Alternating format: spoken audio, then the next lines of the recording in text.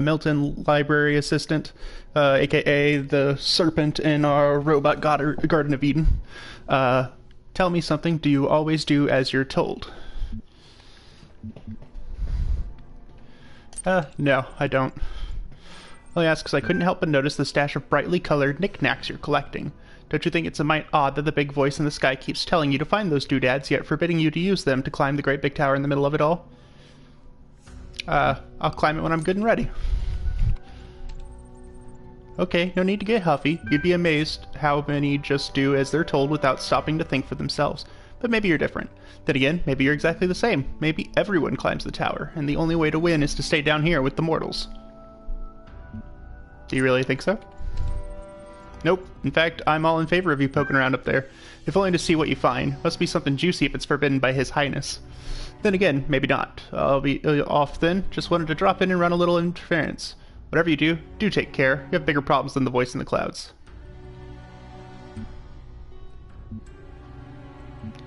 Yeah. You don't like to say his name, do you?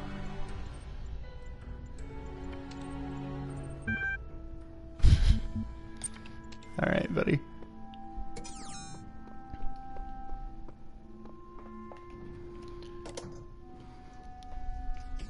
Alright, so there are multiple endings to this game. The ending that I want to show everyone is the ending that you get whenever you finish scaling the tower.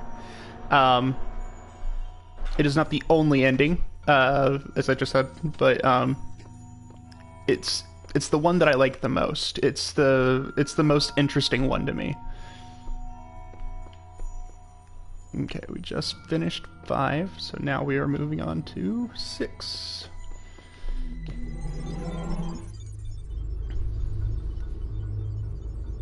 So this morning I was watching the Red Pill. I shaped these lands according to the purpose of the hidden words. Thus all things have meaning, where before was only chaos. Know that, and have faith. Okay. As I was saying, this morning I was watching the Red Pill documentary, which if you haven't watched it, I highly suggest it. It's great. It's a thing for men's rights activists.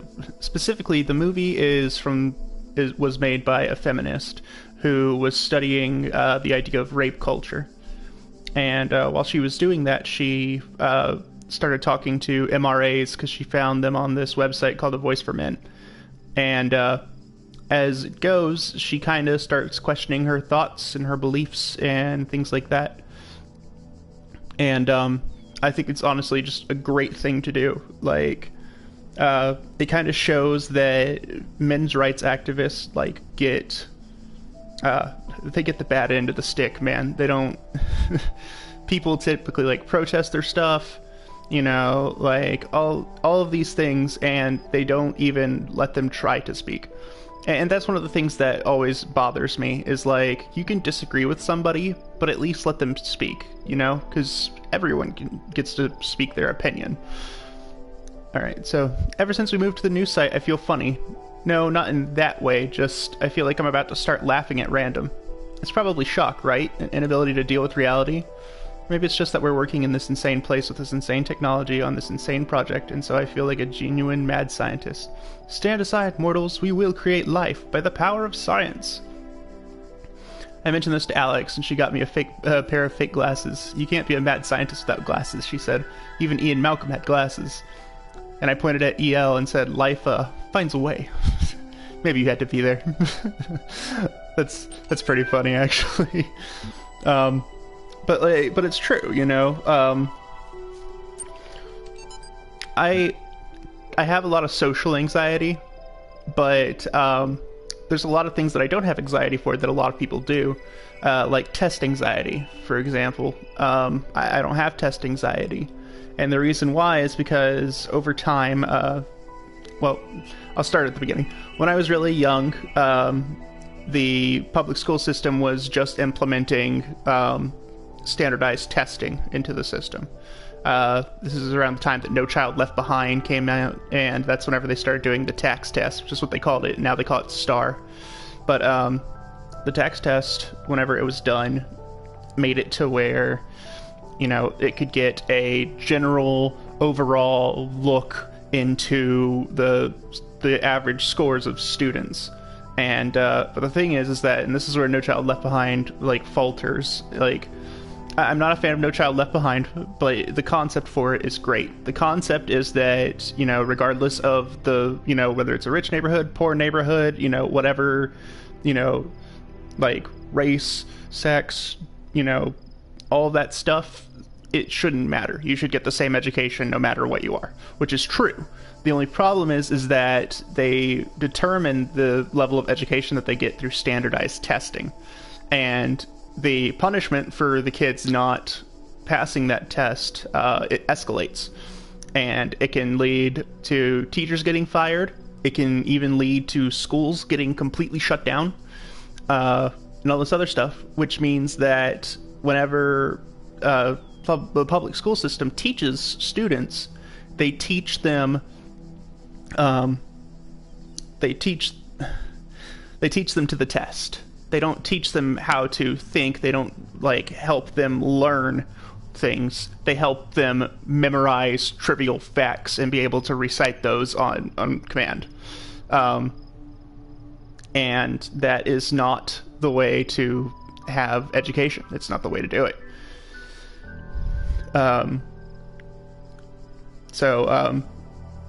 This whole test anxiety thing, whenever it first came out, all of my teachers, and I was maybe in 3rd grade, they were like, this is the most important test you'll ever take. If you fail this test, it's going to go on your permanent record, and it's going to affect you forever, and it's going to be super hard, and so you need to study.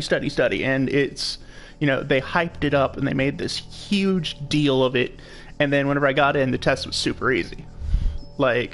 I was pretty smart whenever, for my age at the time, whenever I was really young.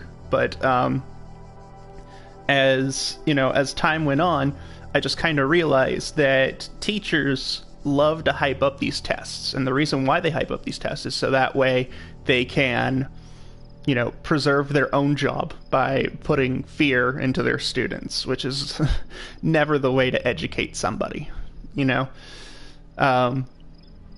especially whenever that fear is, not correctly placed. So, one of my biggest interests, one of the things that I love talking about most is folklore and mythology. So, all of our stories for our folk tales, all of our myths and legends, and everything that we have comes from life lessons that we teach to our children. We make them stories to help them remember. We use fables in order to teach valuable, insights into life. So, for example, if you're a fan of me, you know that one of my favorite mythological creatures is what's called a Kelpie. In Irish mythology, they're these horses that live in fast-moving rivers and lochs and streams, and they take the form of this big, very strong black horse, or they can shapeshift and take the appearance of a beautiful woman. The thing is that Kelpies have adhesive skin, so if you go and you touch it, the Kelpie, attaches you to it and you can't get away, and then it drags you into the water and it drowns you and eats you. And the reason why this myth was created in the first place, the reason why this folklore was created, was to scare children into staying away from fast-moving streams and rivers. Because if a child falls into a fast-moving stream or river, they die. And at that age, whenever they're young, they don't understand the whole, they don't really understand the big concept of danger. Because they're typically, they're shielded. They don't have that personal experience yet. They don't get that fear. So you have to give them that fear.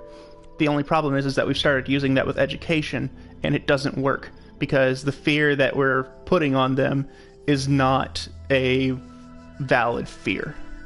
For example, whenever I was going into college, and this is one of the big reasons why I dropped out, is because I messed up really bad whenever I got into college. My parents told me that if you failed a certain number of classes in college, then you could never go back.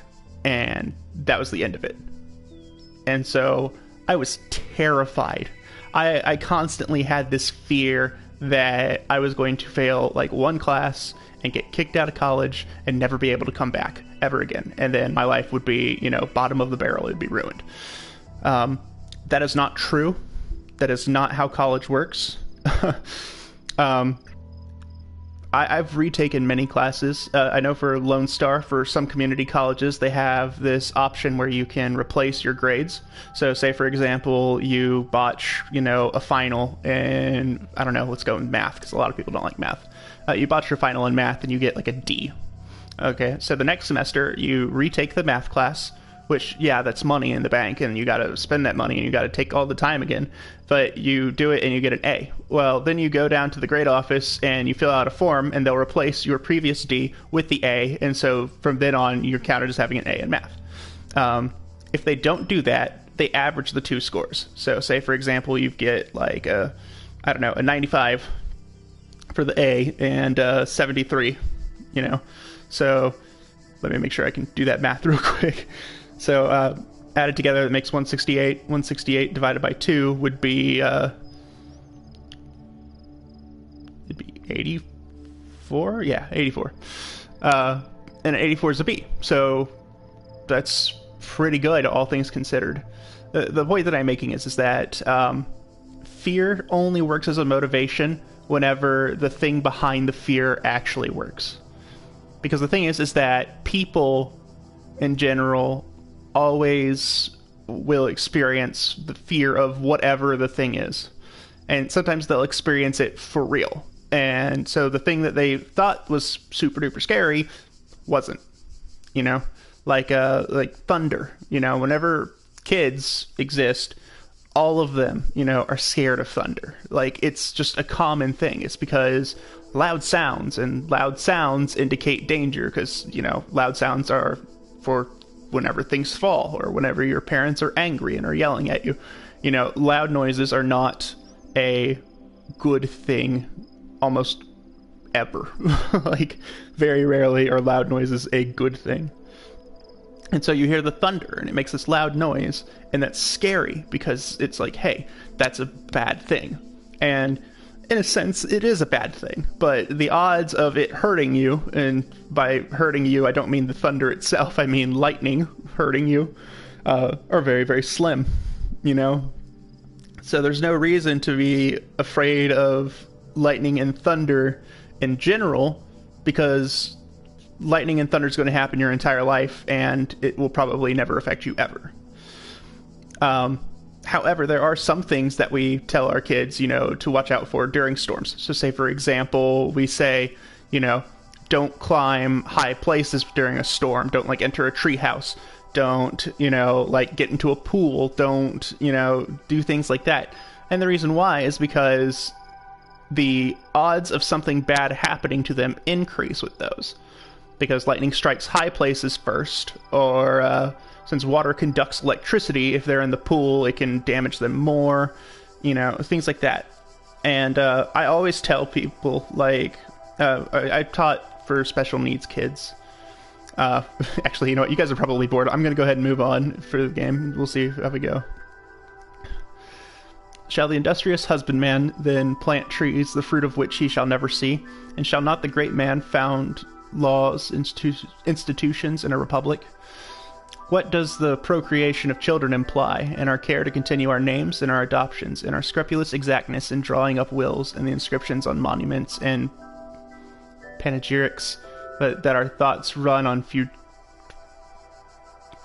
There's a lot of words in here that I don't know, which is very unusual for me. Typically I have a very good vocabulary. Futurity, I guess. So, looking to the future. Cannot retrieve Tusculan Disputations 484. Okay, cool. So, what do you imagine that so many and such great men of our republic who have sacrificed their lives for its good expected? Do you believe that they thought that their names should not continue beyond their lives? None ever encountered death for their country, but under a firm persuasion of immortality. Themistocles might have lived at his ease. So might Epaminondas. And not to look abroad and among the ancients of the instances, so might I myself. but somehow or other there clings to our minds a certain presage of future ages, and this both exists most firmly and appears most clearly in men of the loftiest genius and greatest souls. Take away this, and who would be so mad as to spend his life amidst toils and dangers? Actually, that's perfect for what I wanted to talk about, but I'll get to that in a second. Chatbots are becoming increasingly sophisticated. True, but hardly relevant to this discussion. Are you sure? How do you know that I'm not a bot? Don't be ridiculous. I'm not ridiculous. Honestly, how would you know? Haha, troll. I'm not a troll. Yeah, right. Is there anything I've written so far that could not be written by a bot? I responded to simple insults like ridiculous and troll with the very basic negations. And I detected that none of you used proper orthography, so I also avoided capitalization. What's the capital of France? Paris. Even the simplest script could pull that info from the net. What's the capital of Croatia? Zagreb. Okay, she's a bot, lol. I'm not a bot, I'm European. We learned these things in school. I've seen you in this chat room many times. Bots can't participate in discussions. At best, they can interject random comments. Sam is right, stop trolling. Vegan warrior, Sam is a bot. So, Alan Turing, if you guys know that name, is credited as being the inventor of the computer. Not necessarily like a computer as in like an HP computer, but a computer as in like a machine that could make thousands of calculations faster than a human's mind could process. And the truth is that Alan Turing was a very brilliant man, very, very smart. But he had problems with a lot of things. He had problems with depression, and he had, simply put, he had a lot of problems. Depression being just one of them. He was a homosexual, and, that was frowned upon during his time period because he was born, he was born in the days of yore, whenever homosexuality was like, oh, people who are homosexual are evil, or God forbid, they're mentally ill, which I don't think that is true. I don't think I don't think people who are homosexual are mentally ill. It's not. I believe that there is a hormonal difference. I do understand that. But I also believe that, I believe that it's a spectrum. I don't think it's just a choice or just by birth. I think there are some people who choose it, and there are some people who are, born homosexual. But my point is that... What the hell? I knew I heard something. Where's that computer? That must be up there? Anyway, the point being, getting back to my original point about Alan Turing. Alan Turing came up with this concept called... dang it, what the hell was it called? The question game. I think that's what it was called. Anyway, the whole idea is that you can ask a series of questions to people, and they will and it can be very hard to determine if someone is a machine or a person, because whenever you get to the point where, as a machine, they are, having thoughts and answering questions and things like that, it's hard for you to argue against, to be able to, I don't know why I'm stammering over my words so much. Probably because I'm just I'm winging it.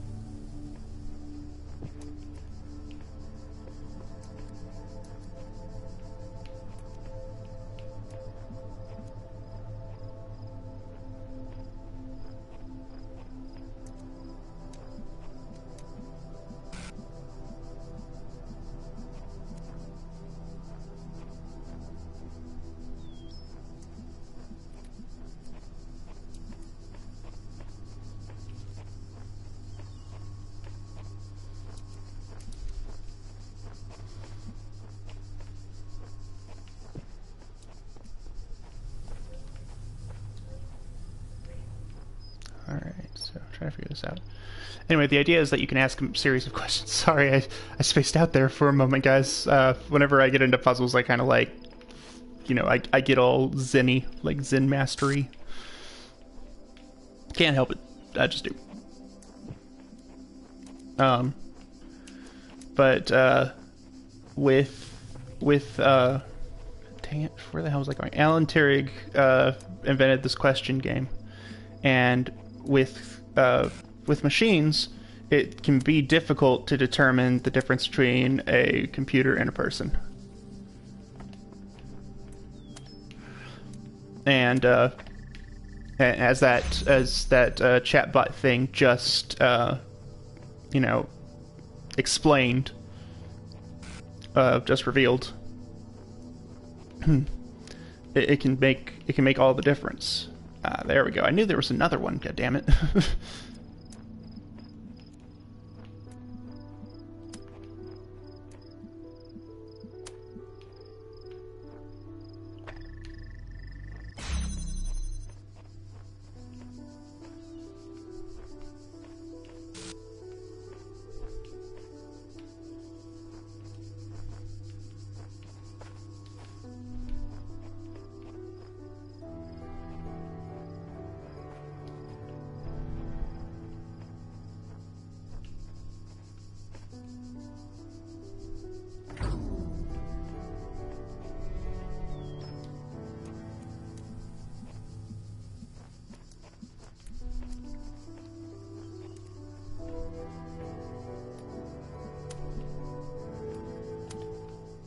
Okay, what was I gonna do here?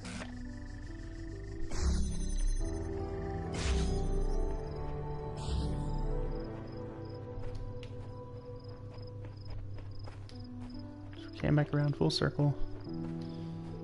That's great. Yeah, that's great. That's great.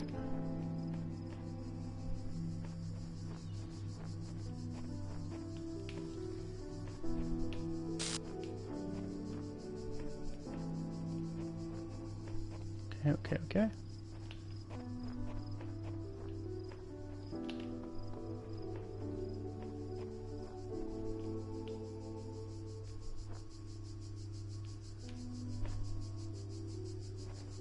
Trying to see if maybe there's a place of elevation or whatever.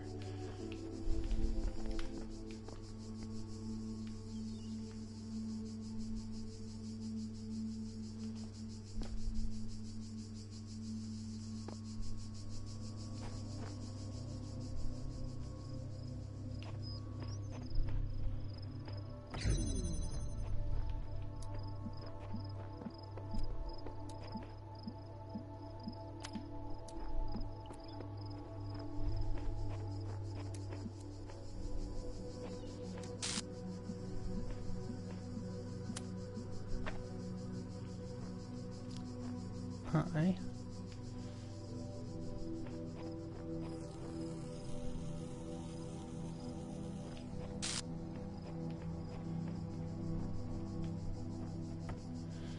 Don't know why I thought that would work.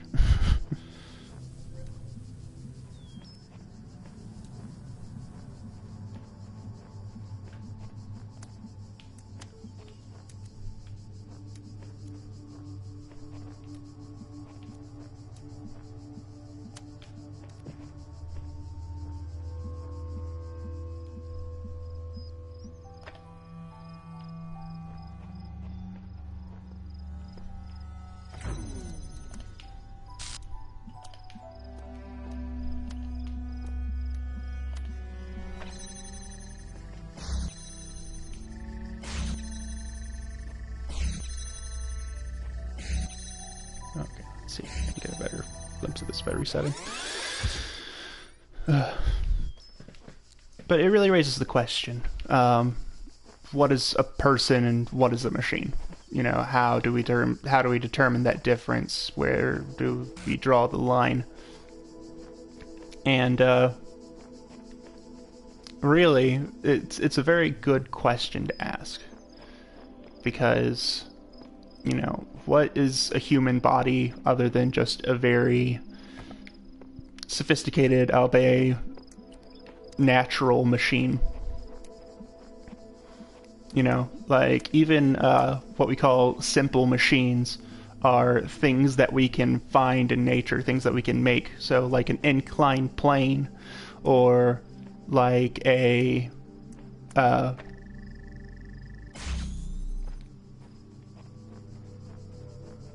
oh, uh-huh. So if I were to say do this.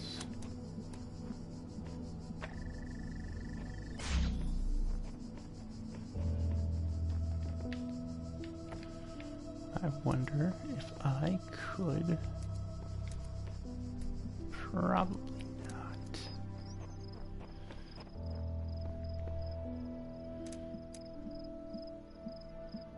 Yeah, that's what I thought. I'm not going to be able to do it across from there. First we gotta make that, and then we're gonna grab this one over here. I can hear the computer on the other side of that damn wall.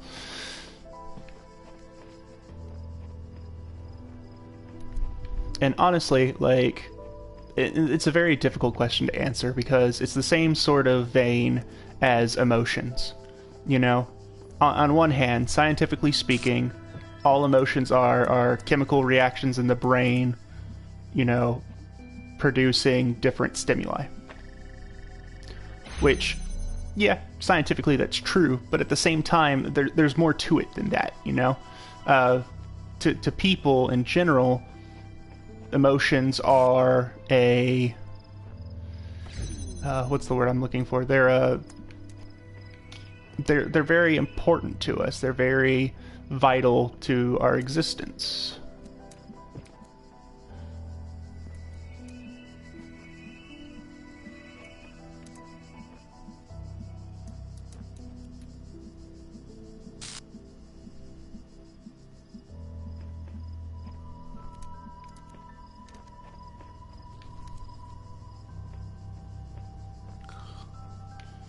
I really thought that platform was going to be the key there.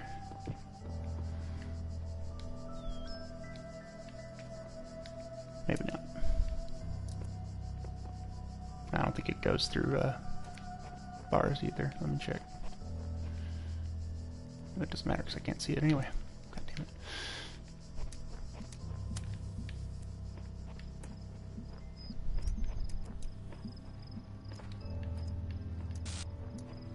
I bet you...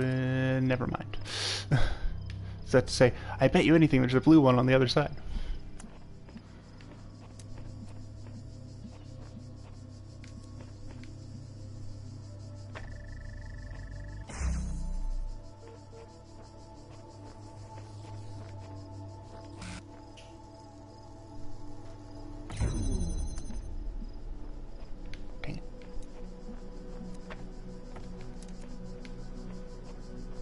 Man, I am not doing so hot with this puzzle right now.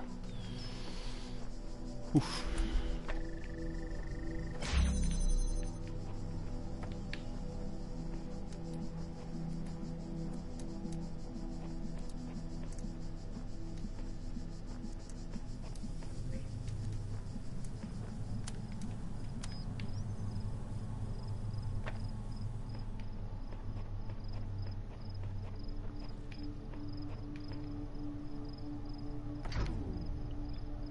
Can I? Nope.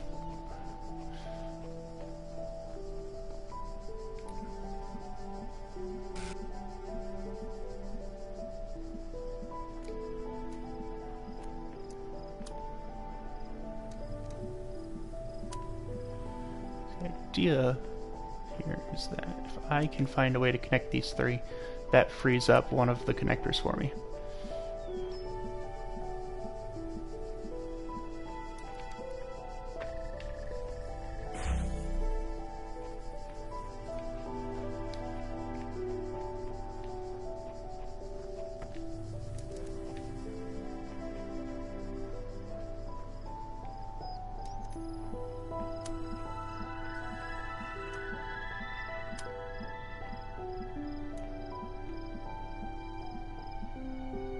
Of course, for that to work, I still have to use it. Damn it. Ugh.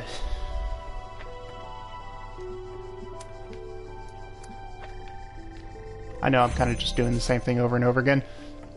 I'm trying to walk myself through it. Sometimes I need to do this in order for it to work in my head.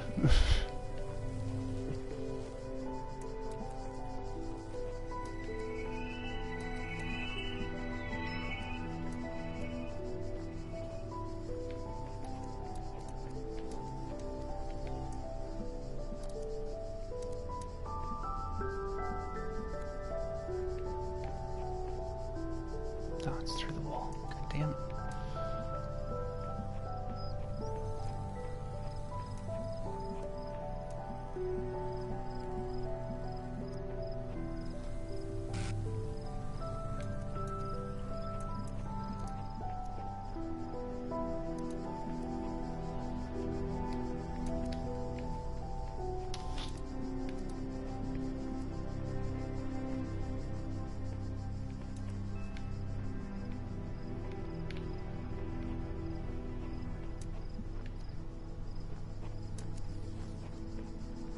I hate to do this because I'm going to look like a little bitch, but, yeah, seek counsel.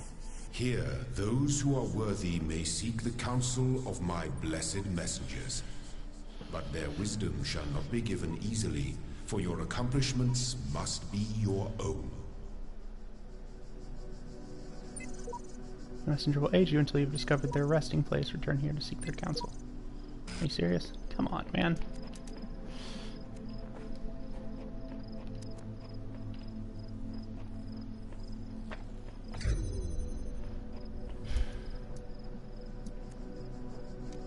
Anyway, let's try this.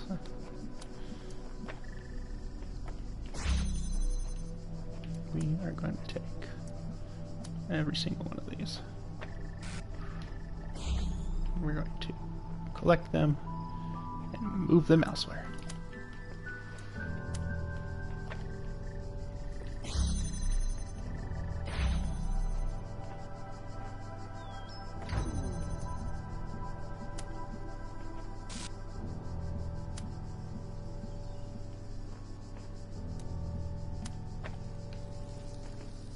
Whoops. Yeah, if I remember correctly, this might actually work. So the idea is that if we connect it to this, that blue beam is going to hit this red one, and it shuts it off, so the blue beam doesn't activate. So we do this, this, this, this, and this. Let's see if that works.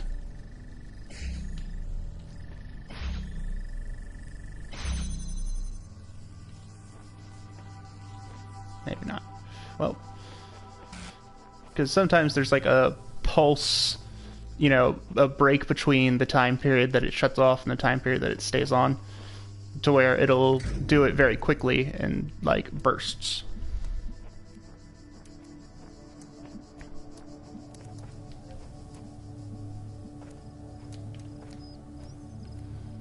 Okay, so the question is where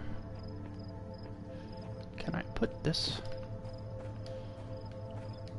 that it will get, you know, free me up another one? Because that's all I need. I just need one more.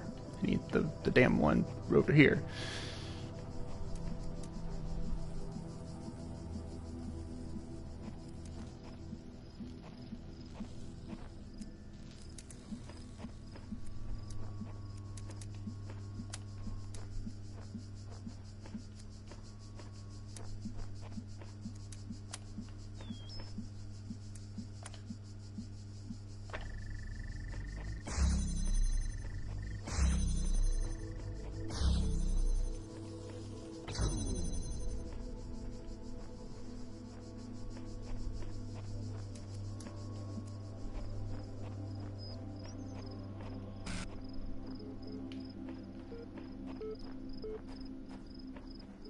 God damn, why is this so hard? I swear it was not this hard the first time I played through it. Or it may have been and I'm just like forgetting.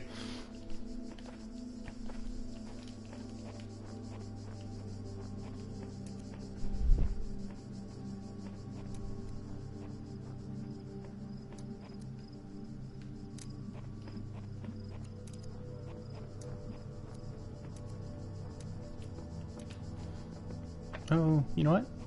I bet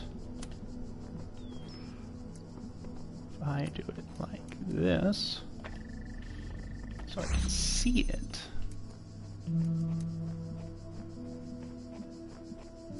Then I can. Aha.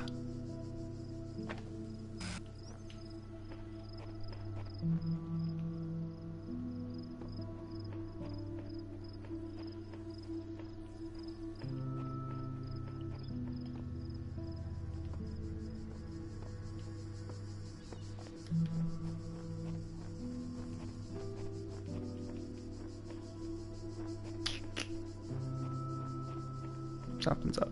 Hold up now. Oh.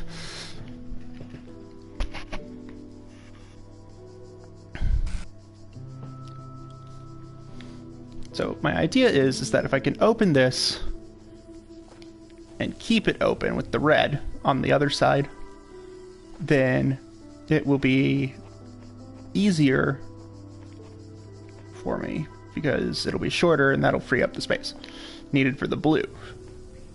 But the only problem is that in order to get the blue, I have to move one of the ones that connects the red, and that's just a hassle. Because the red light here does not connect to the red light anywhere else.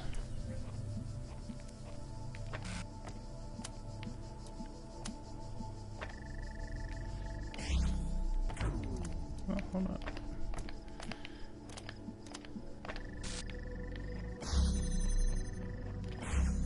Free up all the gates. Cool, cool.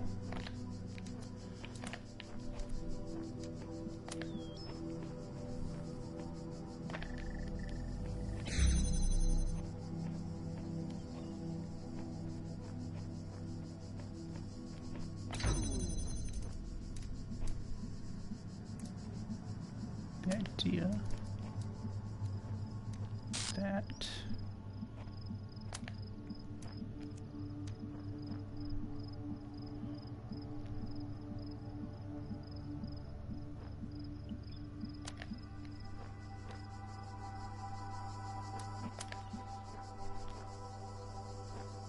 see if I can get this just right.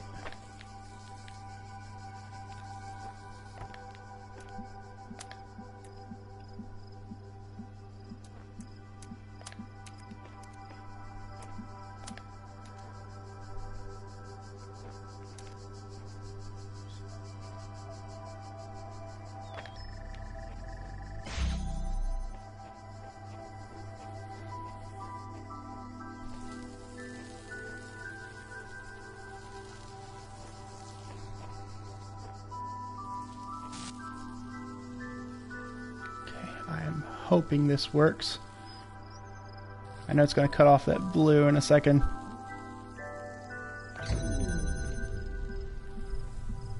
Yep, that's what I figured.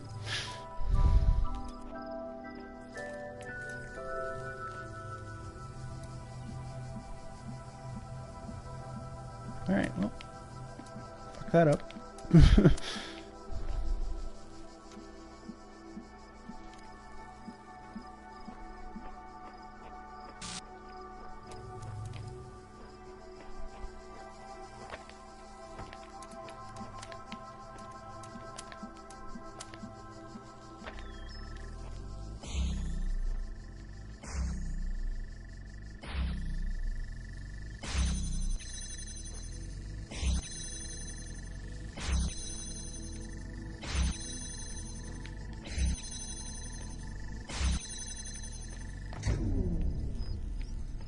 I kind of had it.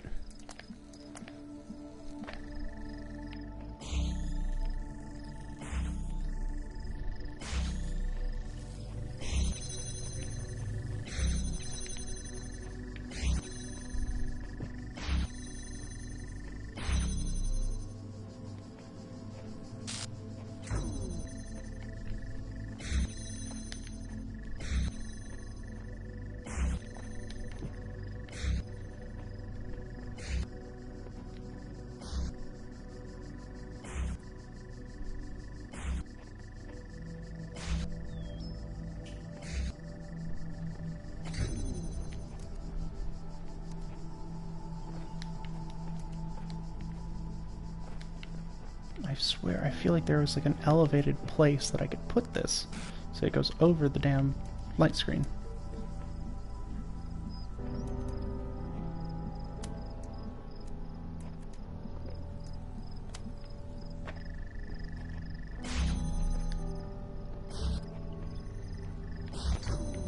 Still pretty goddamn sure that it won't go through the damn fence, but let me see.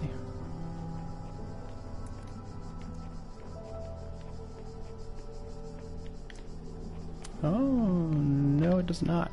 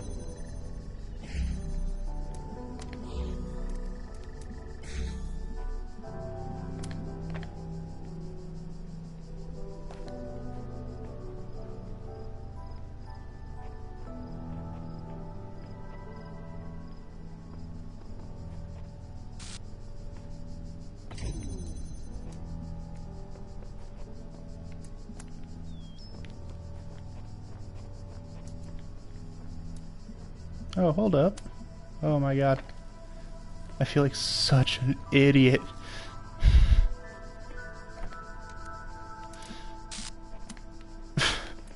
I'm so dumb.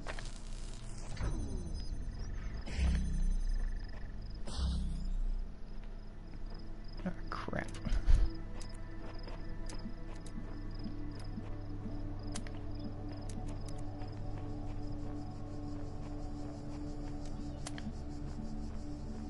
Can't cross the streams.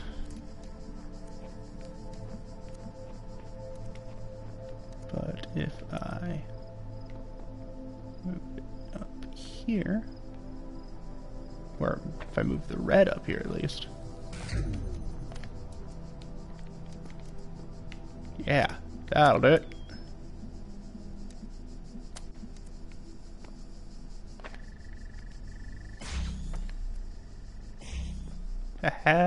Yeah, I knew it. I figured that would work.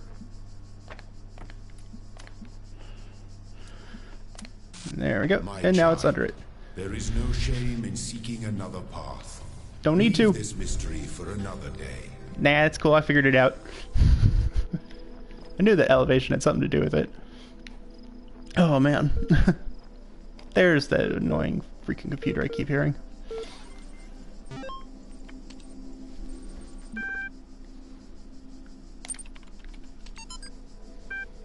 Though Stratton himself never used the term, his remark about the inescapable materiality of life, that, like the bronze giant Talos, even the most faithful philosopher cannot live without his blood, ultimately became known as the Talos principle. What seemingly enraged many of his contemporaries and a significant number of later thinkers is the principle's simplicity and unassailability, which, according to a fragment found in Miletus, cut through their rhetorical webs which sought to tangle the listener with fanciful words and thoughts of the heavens like Alexander's sword through the Gordian knot. Diogenes Laertes makes mention of a dialogue of the Anaximander of Chalcedon that expanded greatly on the Talos principle, but that work remains lost.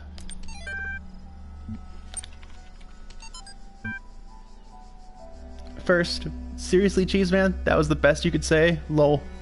Great snapshot of the human species at its best and at its worst. At its worst, come on, it's just a comment, I'm not Stalin. Stalin was also a troll commenter. Maybe you should cut out the jokes. This is serious, the most serious thing that's ever happened. I think that's a great reason to joke around. Internet's working less and less. Goodbye, all. Bye. God bless you. Last. Oh.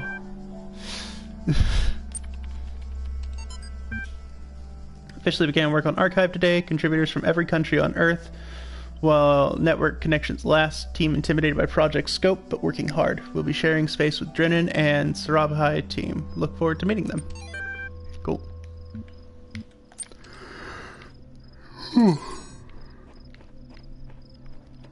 I'm so used to like having like a laser thing that I'm like, okay, I gotta find the next one to connect to, even though there's nothing here. Okay, we got another L over here.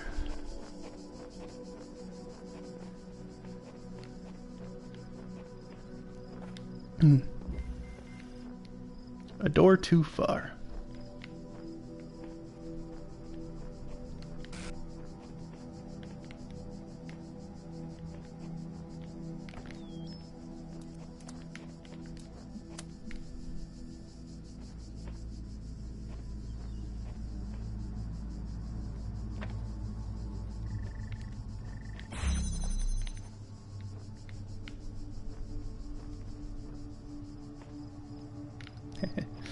Yep, there it is.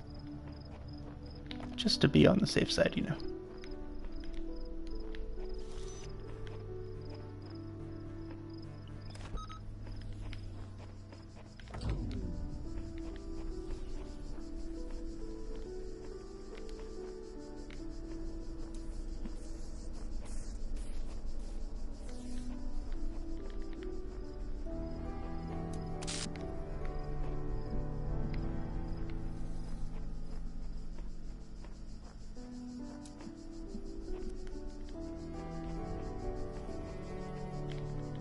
There's a window over here.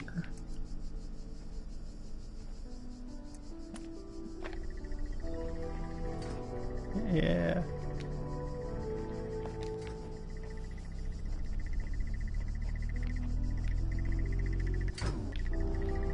Yeah, that's that pulsing thing I was telling you about.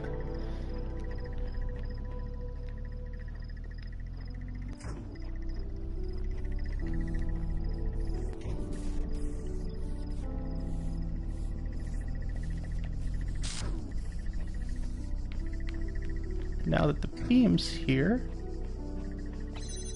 we don't need that jammer. We can use it there.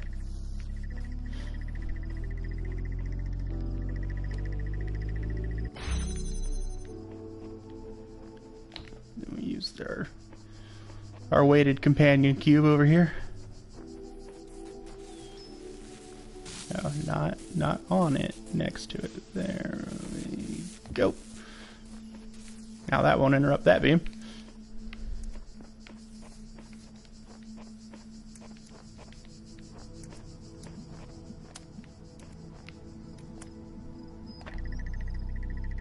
Oh dang, I didn't even need to... Okay. Unless there's a... Yeah, I figured as much.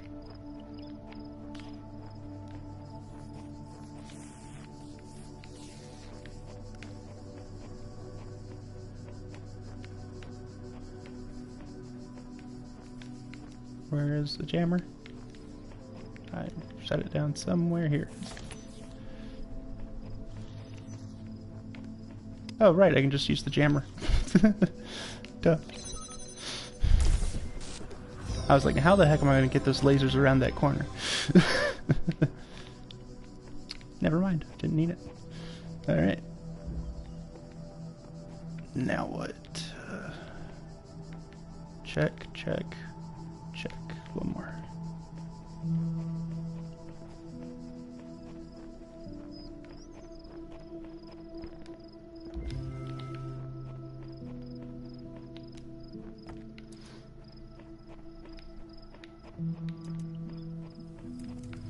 But yeah, in one of my classes, I was teaching a student about moral philosophy, specifically about the trolley problem and things like that.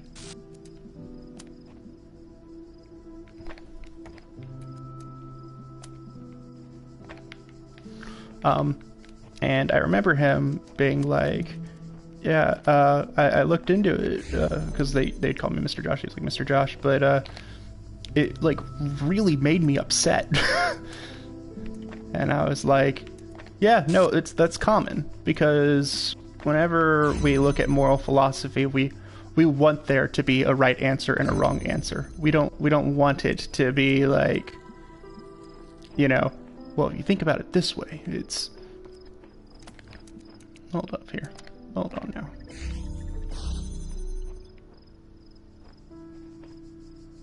Oh, that's why.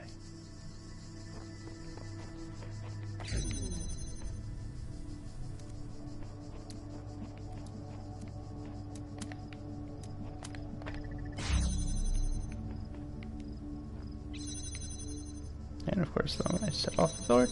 Okay. Got it, got it, got it, got it.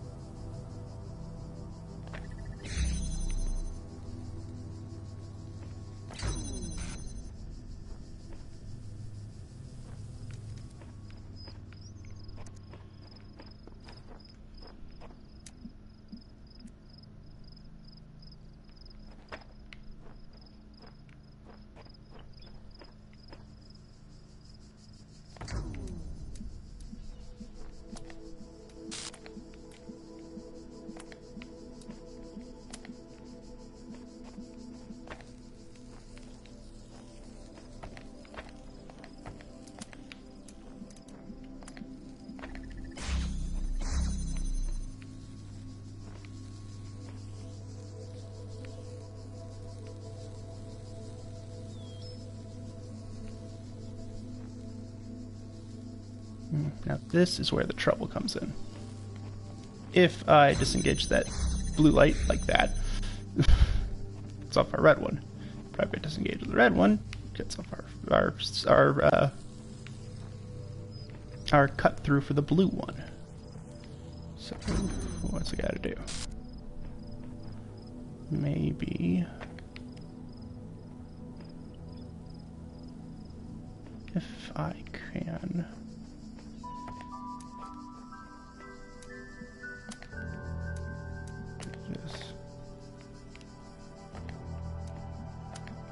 Maybe this will be enough of a gimme that I can connect them.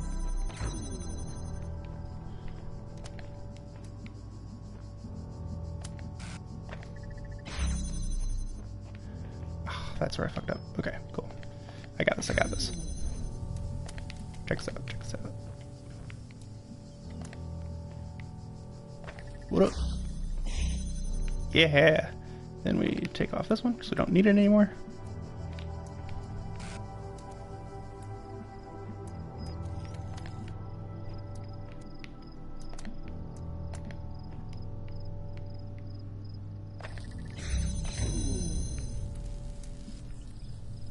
Wait, what? Fuck. Oh, I messed that up. Makes me so mad.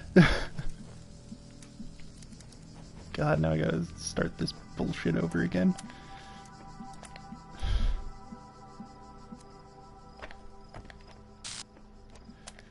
So mad at myself that I just did that. I'm sure that the people who are watching me are like, oh, that dude's such a dumbass.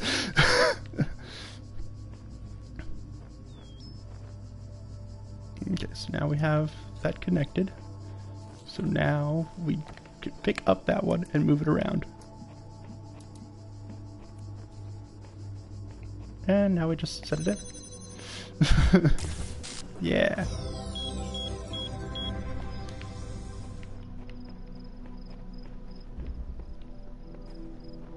So now we can go up another floor in the tower. Woo!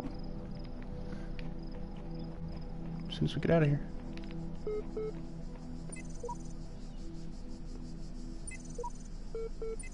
Still here. Here at once and not at all. Sorry, that's not very much. It's help. Can't think of any other way to put it. The sooner you accept that we will all be here forever, the sooner you will find enlightenment. Samsara. Some of the messages that exist when I first came into being have vanished. Others have appeared. How many others like me have wandered these paths? How many thoughts have been lost? It's a very interesting question. But yeah. Let's see here. Other things to talk about. Oh, right, the red pill. I keep forgetting that this is what I was going to talk about. Um, so the red pill is this feminist documentary, and or this male rights activist documentary, and it's very interesting because it goes into the idea that that that like, as feminists typically postulate that men have this higher power, that they have more rights, more privileges by being a male than women have by being female. And I don't think that's necessarily true. I don't think it goes one way or the other, because I think there are different privileges for being a male and for being a female. But as a male, I can only tell you the good and the bad things that I have as a male that women do not have to worry about. Typically, the one that I always like use as my go-to is like the social interaction. So if you want to date, a girl, if you want to, do anything of a romantic nature with somebody, men are the initiators. Just due to social constraints. Not necessarily that they have to be the initiators, because honestly I think it'd be cool if there were more women who asked out men. But because, like, for the most part, men have to ask women, that is a very difficult thing to do. And that was one of the things that, like, I mean, I don't think I'm like, like a Casanova or anything like that, but one of the, like, things that I've learned over my, experience with dating is that it's kind of like whenever you are getting in, like, a cold pool. You just have to kind of, like, jump and get your head in, and, like, it's a very, do or die sort of thing. It's, look, you rush into it, don't think about it, just go and do the asking, and you're good. And sometimes they'll say no, and yeah, it sucks, but it's easier to deal with that whenever you're not it's easier to deal that from a female perspective, because from a female perspective, it's you are waiting for someone else to make the first move. In which case, there isn't that risk of rejection. There isn't that, like, social tension, the fear of, saying something stupid or, something like that. Not that girls don't, ever have, like, moments where it's like, oh my gosh, I hope I don't embarrass myself, because everybody has that. That's, like, a human thing. It's not that's not a male or female thing. Everybody gets embarrassed all the time. Like, that's just people.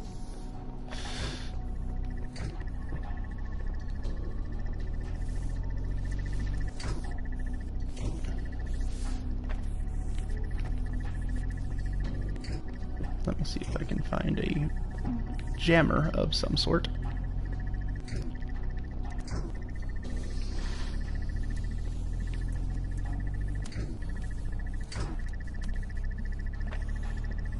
Haha, I bet that'll do it. Yeah. Check that sucker out.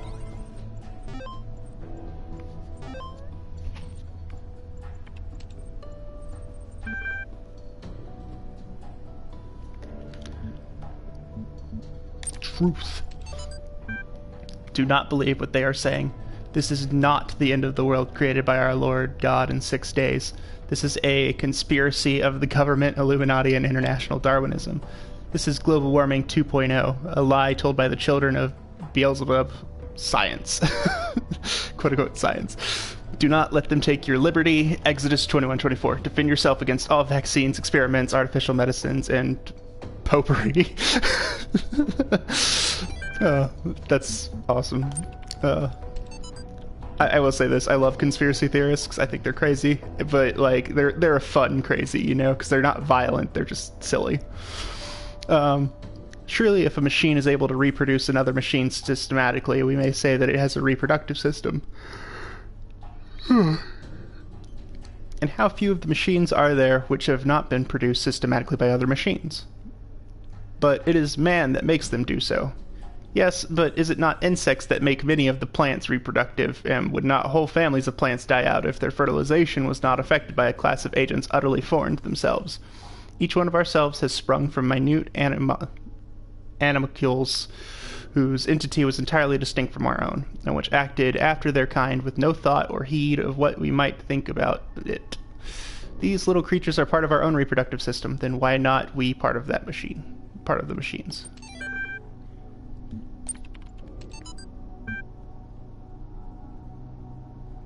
Theogony, Zeus speaks, the lost children of Hephaestus, dreams of the labyrinth, the songs of Eris at nightfall, Athena in the garden of Hesperides, the buried city, the riddles of the Sphinx, the age of faith, the madness of Coeus, Olympus revealed in the clouds, the council of Zeus, skepsis and synthesis, the judgment of Hephaestus, Zeus reflects upon creation, a second awakening in the kingdom of Artemis, anthropogeny. Device manager.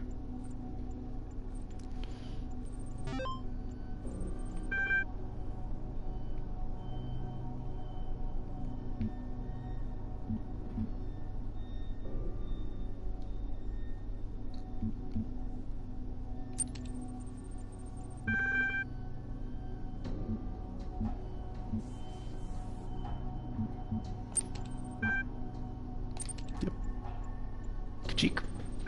Unlocked. Cool. And then auxiliary stairway access control. Open mode now. Please renew your license to enable auxiliary stairway locking. Cool. Alright, well, that handled that. But, you know, and there are a lot of benefits that women get from men. And, like, let's see, what's another one? Getting drinks at the bar. You know, it's a very small benefit, yes, but when was the last time that you heard of a woman buying a guy a drink at a bar? Typically, it's not a common thing. It doesn't happen very often. Typically, it's the other way around. And the thing is that why do men buy women drinks at the bar? It's because they are, you know, trying to not necessarily get them drunk, but it is a offering, a gift, if you will, in hopes that it will help to influence her in regards to potentially quote unquote mating, you know, to date them. It is hopes that by enticing her. Have you been tempted by the tower? Know that it holds only death for you. I mean, I was in it and it didn't kill me, so in order to I guess entice the ladies into the possibility of a romantic relationship, which is all fine and dandy until you realize that you can get those benefits without having to give anything up. And I'm not saying that all women are like this. I'm not even saying a majority of women are like this. But there are some who would go to a bar and will flirt with a guy, you know, give the implication that they may be interested in romance for the sake of a free drink, we'll say.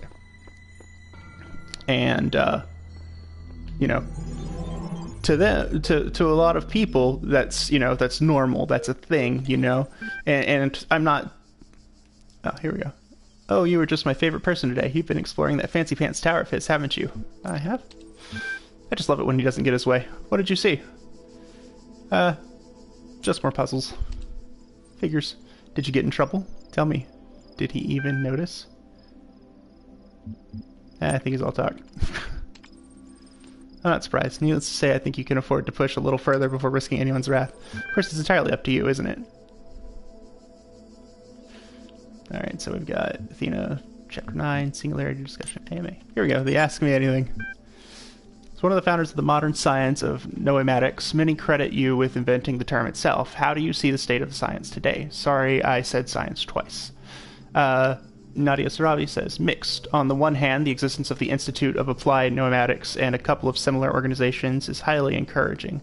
On the other hand, the degree to which science is seen as serving purely military or corporate causes is, in my opinion, stopping us from exploring many important avenues of research.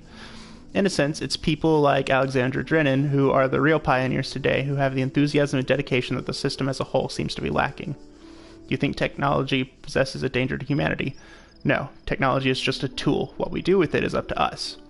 The Extended Lifespan Project, crazy or visionary? Both.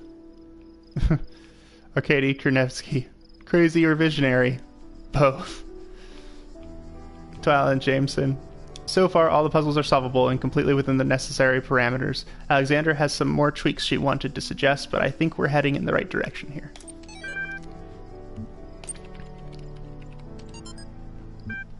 You know, the more I think about it, the more I believe that no one is actually worried about AIs taking over the world or anything like that. No matter what they say, when they're really worried about is that someone might prove once and for all that consciousness can arise from matter, and I kind of understand why they find it so terrifying. If we can create a sentient being, where does that leave the soul?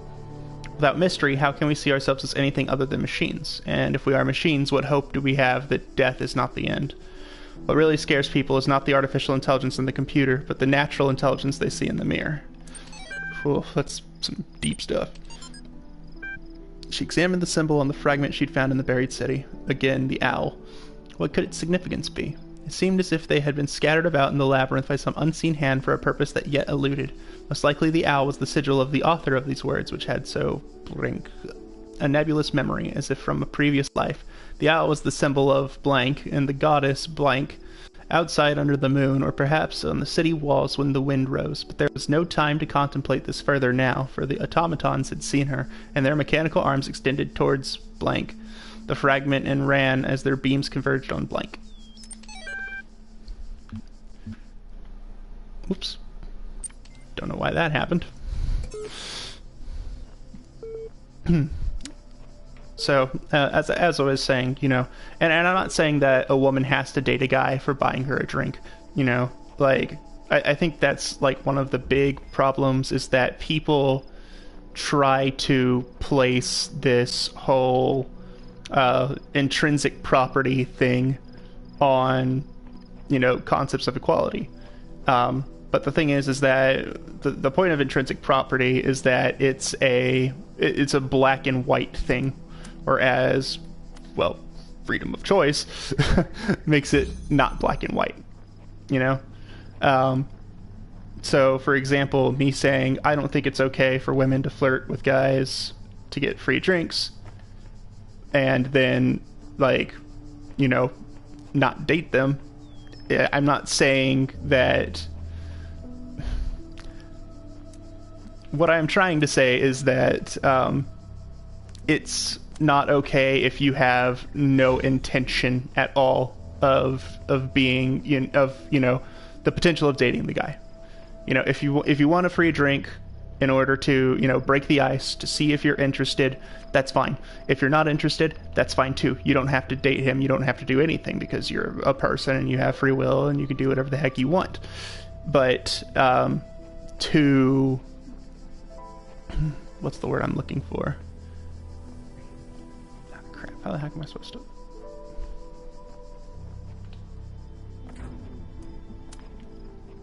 Let's try that. Yeah, there we go. But, you know, and the thing is like, it comes down to the personal, you know what your intentions are. You do. Like, no one else can tell you your intentions, but you know what your intentions are whenever you do anything. Whenever you have an action, you know. And so by that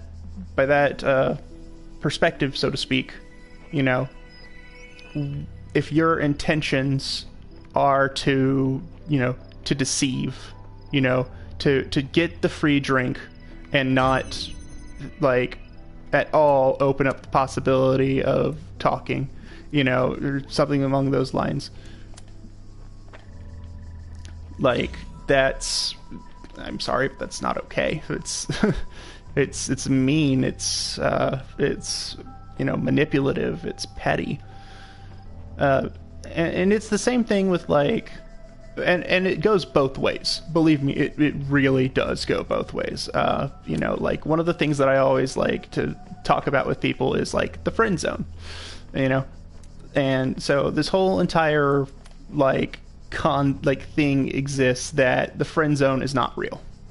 And if it says friend, the friend zone is just because like guys expect women to put out because like women are sex machines and kindness tokens are the payment. That sort of thing, which I don't believe that. Like, I really don't. But again, it goes to that intention. Whenever I say the friend zone, I don't mean like, sorry, I'm just not that interested in you, and or, oh, I just see you as a friend, and that being the end of it. No, the problem that I have is whenever you act like a romantic couple, whenever you pretend to be romantically interested for the benefits that nets you, but have absolutely nothing whatsoever, no idea, like no will to to actually go through with it, or even to try to go through with it. That's when I take issue, because it's one of those things where it's like you are getting the good, or whatever you want, and then you are I'm trying to think how to explain it. Like, it's very... I'm not very good with words whenever I'm speaking. I am much better with words when I write them, but again, it all boils down to intention. If you are intentionally manipulating somebody, if you are intentionally treating them that in a way that you...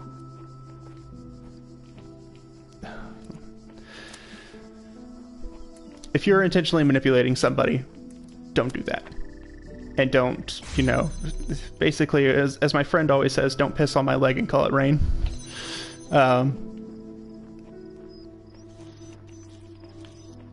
Don't, be like, oh, I'm not doing that. I'm not taking advantage of him for the benefits that I get from, pretending to pursue a romantic relationship. I don't do that. But if you're not a good person, I'm sorry. And it's the same thing with with guys, because a lot of times, a lot of times people talk about how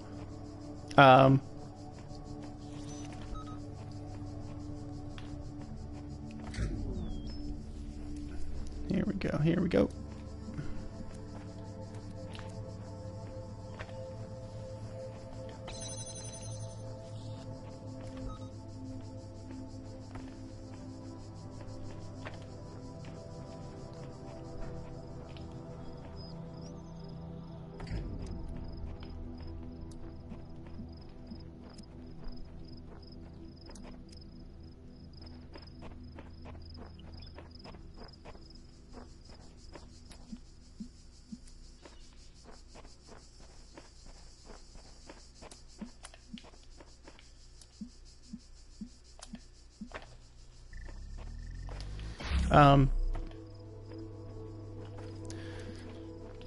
Like the biggest example that I've always given, and this is this is from not my personal experience, but from a friend's experience, is, the whole idea of... Actually, I actually have have my own personal experience that I can use. So one time in high school, there was this girl that I was romantically interested in. I had just moved to this new area, so I had never, I didn't know anybody there, and and most people, they had lived in this area their entire life, so they all knew each other. They were all good friends. They'd been friends since elementary school, and I was the odd man out. And well, as it turns out, this girl had a boyfriend, and I did not know. So I show up to her house. She agrees to let me take her on a date. And I get there, and I meet her boyfriend. Okay, so already some of you might be going, wait, what? Like, what do you mean you met her boyfriend? I mean, I met her boyfriend. Her boyfriend was there. Like, literally there in person. So I'm like, okay, well, maybe they have like an open relationship or whatever. It's like, yeah, we can both date other people. We don't have to like, be committed or whatever. And some people are like that, and there's nothing wrong with that. At least not in my eyes. I don't think there's anything wrong with that. Oh,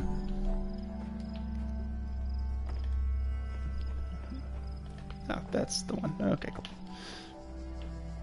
But the problem that I had was I take this girl out to dinner, right? And, as is another typical benefit of being a female, whenever there's a date, the male pays. That's considered good manners. It's chivalry. It's polite. What have you. And that's fine. And I was, of course, going to do that. I offered to pay for her meal. And then halfway through the meal, her boyfriend, like, crashes our date, quote unquote. Like, he comes and he sits with us and he hangs out with us and we do this dinner. And so I end up paying for her meal. And I'm kind of like, I'm kind of like peeved right now, because I'm like, look, clearly you have no interest in me from a romantic, perspective, and I wish that you had just told me that. Like, if you had told me you had a boyfriend, I would have, I wouldn't have done all this, it wouldn't have been a problem. But like, I would rather get rejected than manipulated, I guess is where I'm going with this.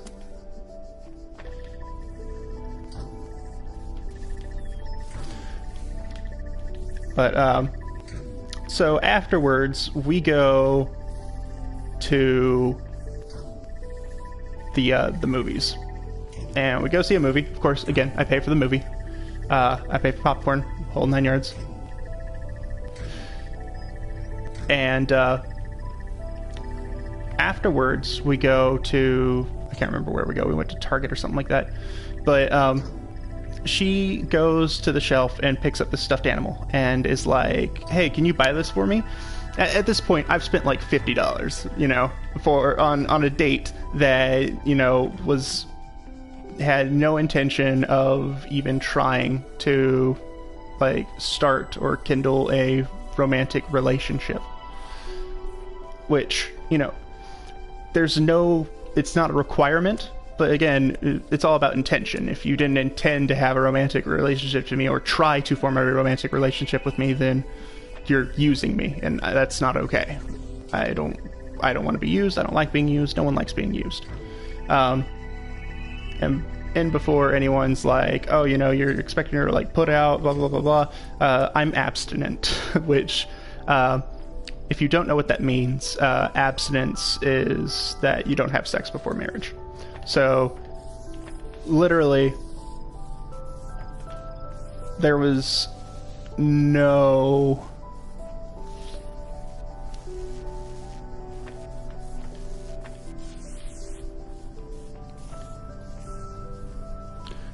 There was no risk to her for, considering a relationship.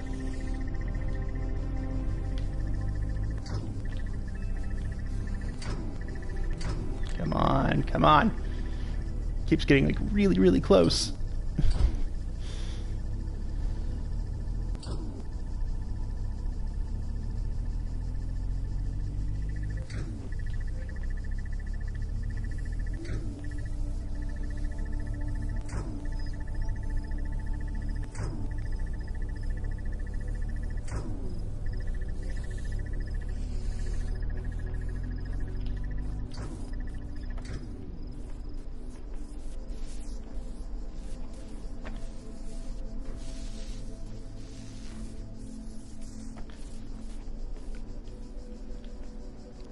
But that's my point. And then she still expected me to buy her this gift, this present, and it was like a $40 stuffed animal. It was a ridiculously expensive thing. And I said, no, I wasn't going to buy it. And, she gave me this whole, please, please, please, puppy dog eyes sort of thing. and which, you know, just really irritated me, because it's, again, it has to do with those intentions. She had no intention whatsoever of forming a romantic relationship with me, but she wanted the benefits of getting, you know, a gift as if I were her, you know, as if we were in a romantic relationship. And so I kept saying, no, I'm not going to do it. I will not do, like, I'm not going to do a romantic relationship whenever, like, I'm not going to, like, act as if we're in a romantic relationship whenever we are not.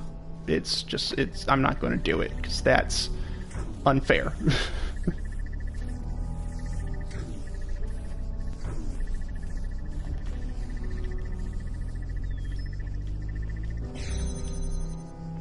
Here we go. Cool.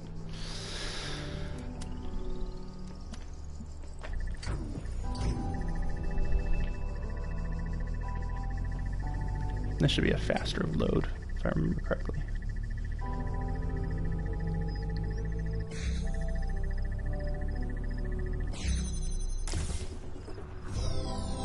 There's the ladder. And so it's just very it's very frustrating that, you know, in that situation, the whole, like, she would give me the whole, you know, like, let's be friends spiel, like, let's just be friends. And if I were to protest, you know, it would come off as all I wanted was sex, and that I expected her to put out because I took her on the date, which the two have nothing to do with each other. It has to do with, you know, being transparent and not manipulating people, you know, treating people, you know, well, not being mean, not being, you know, rude, or trying to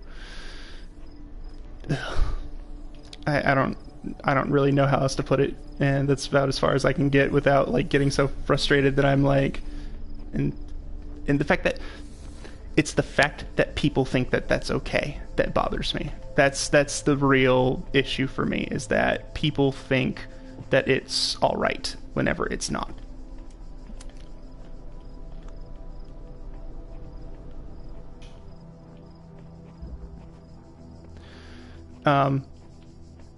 And, you know, it goes like that in every direction. It's like, and that's the thing that always bothers me, is that people look at, you know, the whole thing, and it's always like, it always feels like it's in one direction, especially whenever it's like double standards.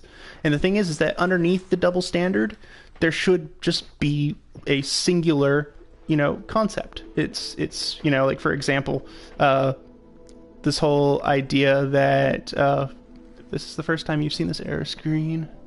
Start your computer. If the screen appears again, follow. Check to make sure any new hardware or software is properly installed. Blah, blah, blah. Hardware. Stop. Is that just an Easter egg? It looks like it's just an Easter egg. Alright, cool. But, it's very frustrating whenever it's stuff like that. Like, one of the things is, like, you know, a man should never hit a woman. And that's true, but also because a man should never hit a man, you know? And so the whole double standard is that, well, you know, whenever a man hits a woman in public, for example, you know, there's a huge outcry. People jump in and stop him and, you know, keep him from, like, you know, hitting her again and all this other stuff, or they even get violent with that man. Whereas the inverse is, you know, not the same result. Someone did a social experiment where they did this, and whenever the female partner was beating up on the male partner, people were laughing. They were, you know, they were ignoring it, or they were just smiling, and they thought it was funny. You know, and the thing is that everyone's like, oh, well, that's because, like, men are physically stronger than women, and it's like, no, you physical strength has nothing to do with it. Getting punched in the face always hurts, no matter who's doing the punching. Like, it's true. Like, nobody likes to get punched in the face.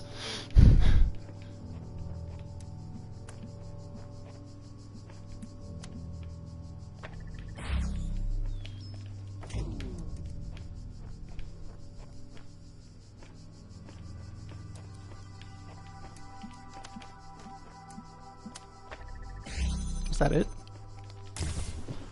Boy, that was easy. Okay.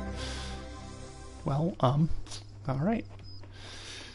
But the point is that you know, it's this quote unquote double standard, but the entire concept behind it, like, it's such an easy fix. The easy fix is no one should hit anyone. Like, and that's the thing, is like, it's true. I'm a pacifist I'm a pacifistic person. I don't like to fight. I don't like, you know, I don't like getting into physical altercations, because honestly, it very, very rarely ever solves the problem, if ever. So I don't believe in it. I believe in knowing how to defend yourself. Knowing how to defend yourself is vital. Like, I know how to defend myself. But the point is that, you know, whenever it comes to hitting somebody, it's one of those things, you know, like whenever I was learning martial arts, because like that was one of the things that I learned as a kid, was one of the things that my parents got me into was you know, martial arts. It's karate, because I got bullied whenever I was a kid, and that was like a big thing for me. It was an issue that I had, but and I'll get to bullying in a moment. Like, the thing is that people.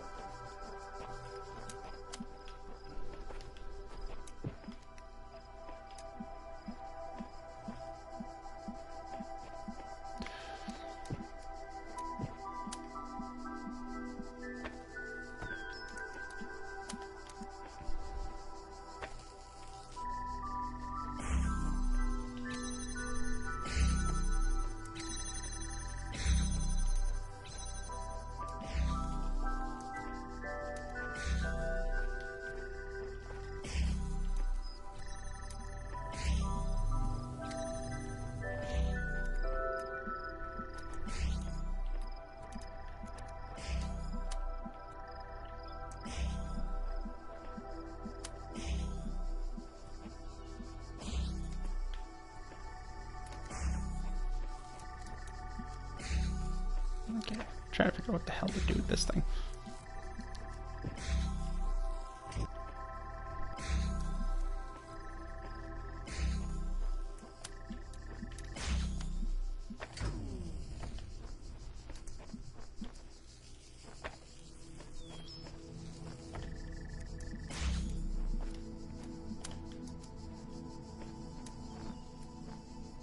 Make that little business easier.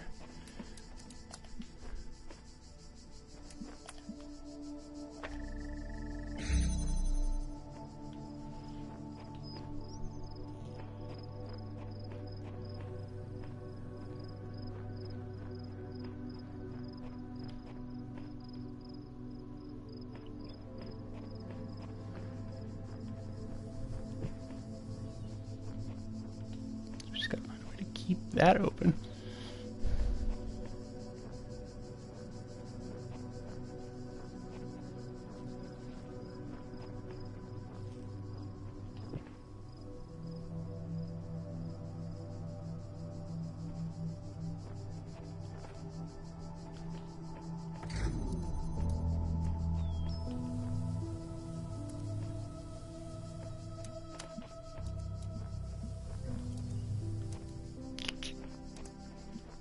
Right. Okay, so.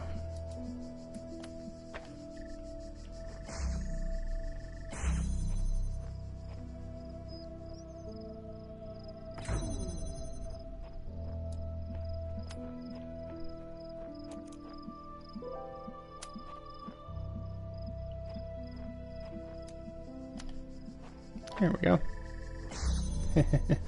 Yeah, there it is. There it is.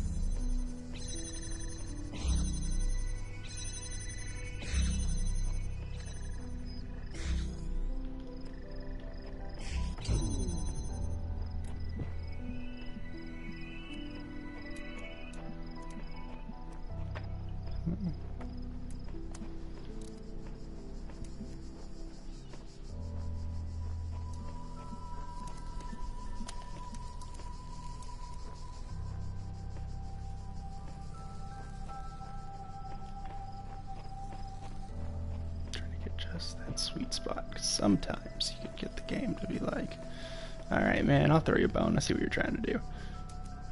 Oh. Duh.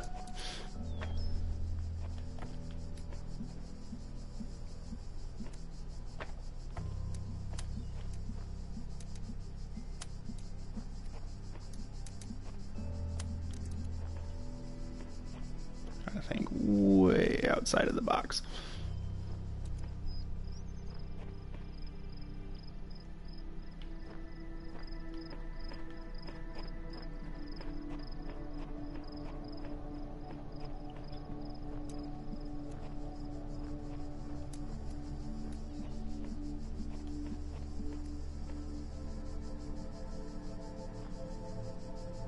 Okay, I got it. I got this.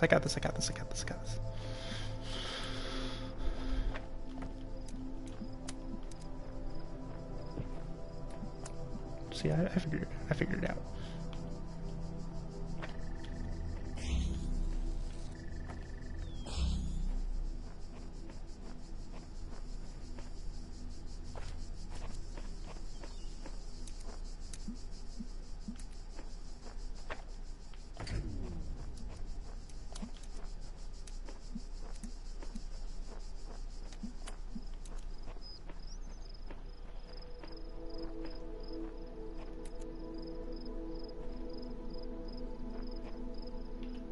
Ah!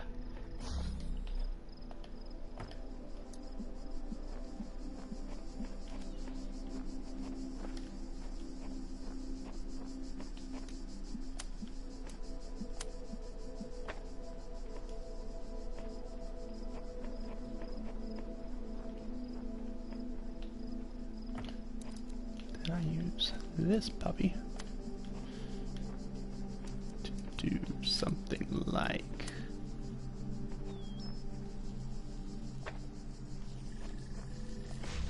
Oops.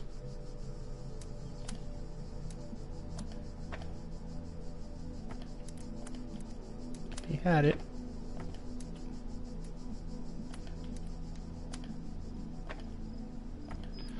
Keep having it, then you don't do it. Oh, that's why.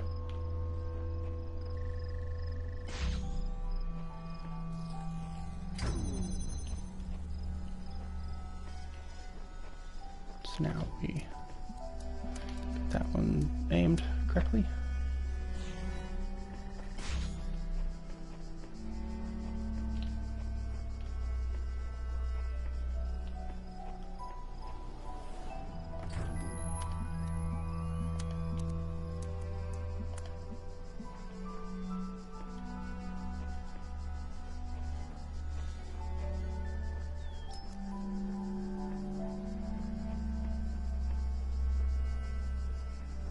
Find a way to do it without crossing the beams.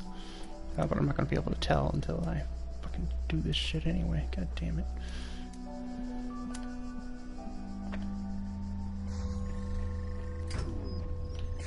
Damn it, I fucked up.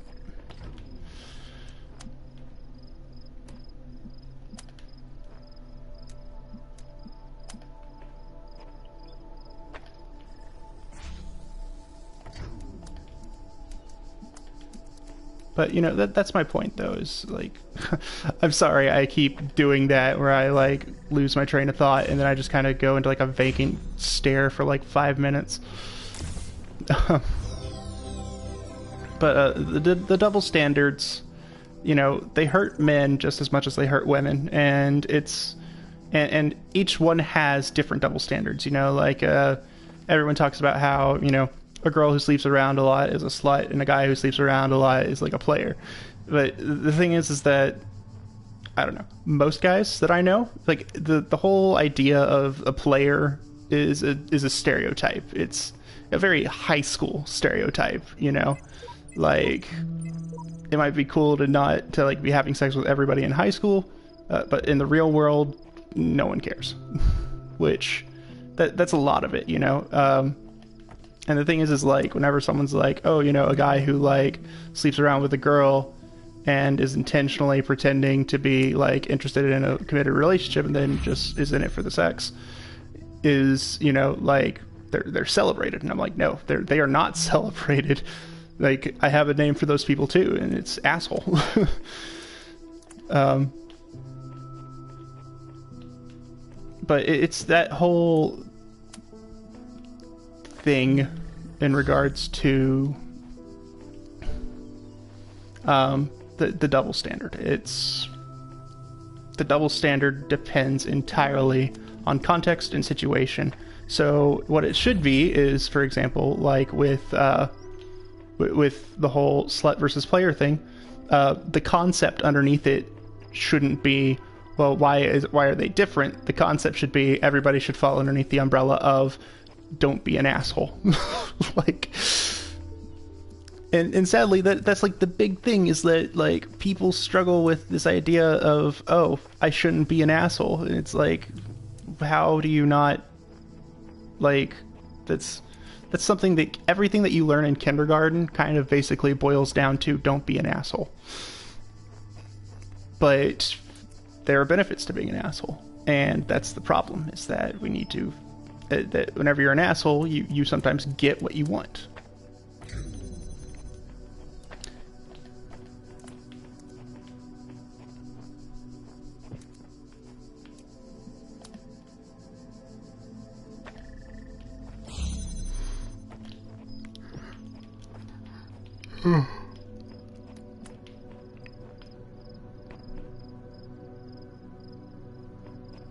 Or another good philosophy to live by is mind your own damn business.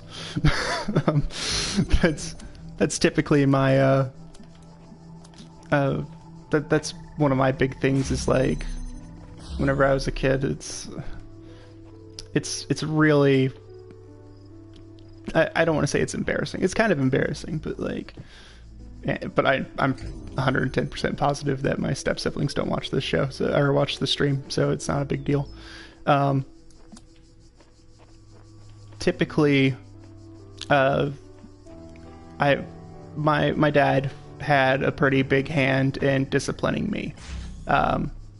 Less so for my step siblings, because my stepmother did not want him disciplining her children, but the only problem is that she wasn't really disciplining her children. So her children would get away with all of this stuff, and it was just so freaking frustrating, because like whenever you're a kid, it's like, why is it okay for them to do this, but whenever I do this, I get into huge trouble. And that's one of the things, that they got this whole incredibly annoying mentality of, I can do whatever I want, and if you tell me what to do, like, you're being nosy, you're not minding your own business. But the thing is like, that's one of the big things with Asperger's, is like, you'll find that a lot of children with Asperger's have problems with, like, moral flexibility. They don't understand the idea of it, which, it's a very complex idea, the whole moral flexibility. This idea that we allow for a certain level of rule bending and or breaking. It's,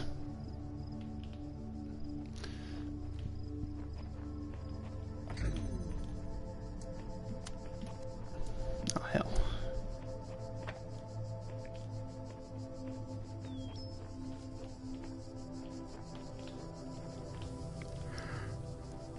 Oh, that's where you are. Oh, you little shit. I think I just trapped myself, didn't I? Yeah, I did. With my step siblings, I was instilled with because anytime I'd complain, my dad would be like, you know what, it's not our business, just don't even pay attention to it. And that was a really, like, and my dad being the big moral influence in my life that he was, or that he is, because he's still alive, he's not dead or anything. That makes, my life hard, because people have this idea of, of in order to get justice, you have to,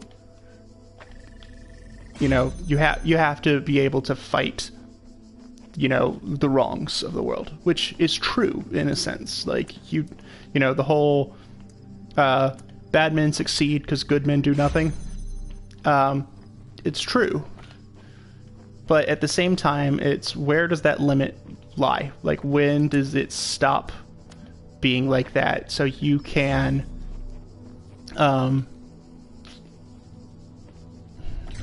what's the word I'm looking for? Where's the moral flexibility? Where do you find the area where it's like, look, yeah, I know that we say that you're not allowed to go over the speed limit, and you're not allowed to go over the speed limit, but if you drive the speed limit, you're going to drive people freaking crazy.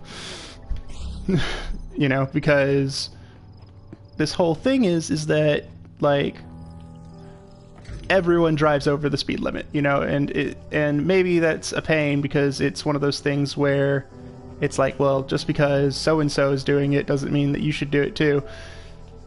It really is a very complicated thing for people with Asperger's. And it's understandably complicated.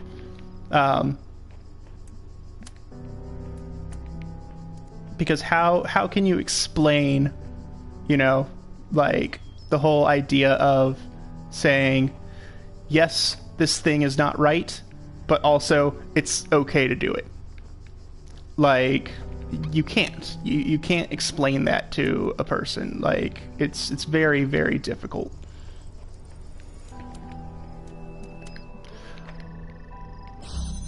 And so, like, we talk about how, like, one of the big things that we talk about is tattling.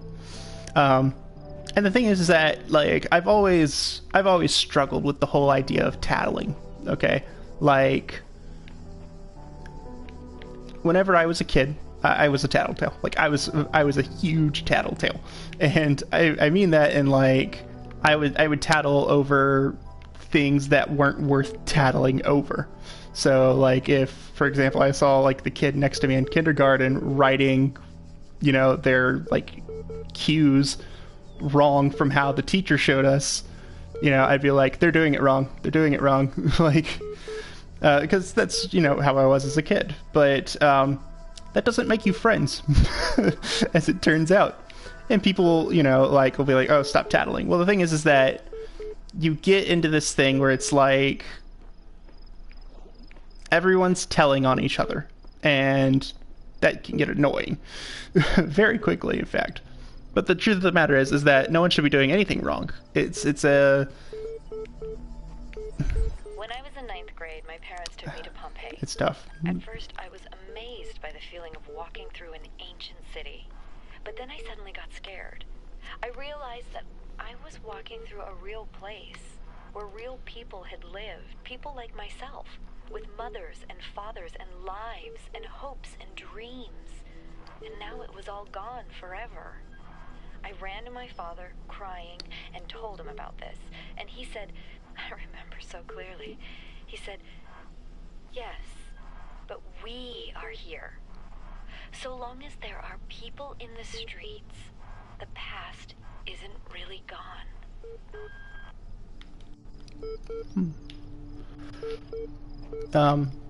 But yeah, and so, like, one of the common things for my students whenever I was working at the private school it would be like, oh, they'd come up to me and be like, Mr. Josh, this person said, the B word or whatever, trying to get another kid in trouble, which, yeah, you're right, that kid should not have been saying the B word, but at the same time, I've heard you say the B word like 10 times, so again, it boils down to don't be a hypocrite. And essentially also to mind your own damn business. Lead a short user satisfaction survey regarding the certification program you recently undertook. Yeah.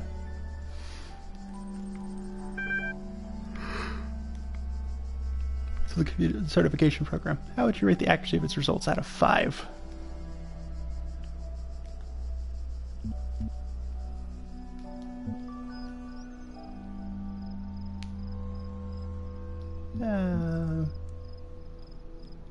Reasonable. What best describes the reason for your investment in the certification program's outcome? Why does being a person matter to you?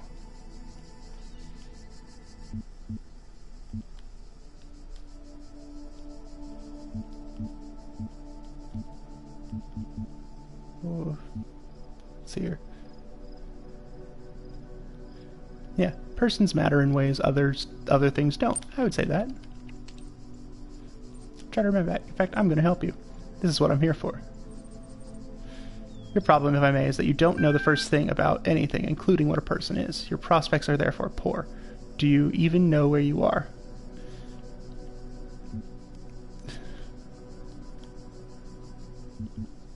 Could be anywhere. You're quite right. Honest, too. I think we best start from scratch. What do you know?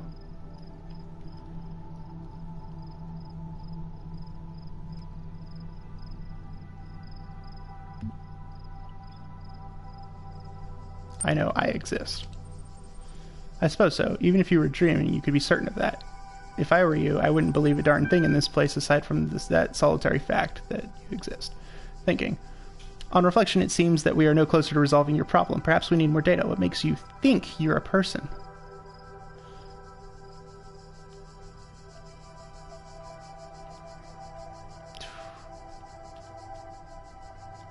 The I am conscious is the big one. I'm alive, I feel I am conscious. I am self-aware. That's what makes a person, is being self-aware but also having feelings and emotions and being alive and such. You may very well say so, but how does that prove anything? To me, those are only words on a screen. What we need to uncover is what's going on underneath them, if anything. Thinking. The problem with people, if I may be so bold, is that you're all convinced you're people from the inside, but there's no cast iron way to confirm as much from the outside. I'm going to process this and send you a notification when I'm able to assist you further. Alright. Well, that's the thing, isn't it? Is that, as people, as a person, you know, the only thing that you can speak on with certainty is your own experiences. Rejoice, child, for you have fulfilled all your tasks in this land. You have conquered all its guardians and solved all its mysteries.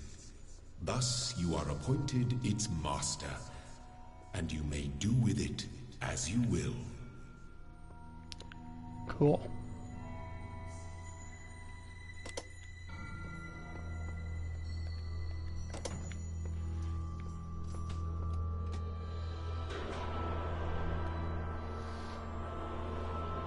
But, you know, being a person, you know,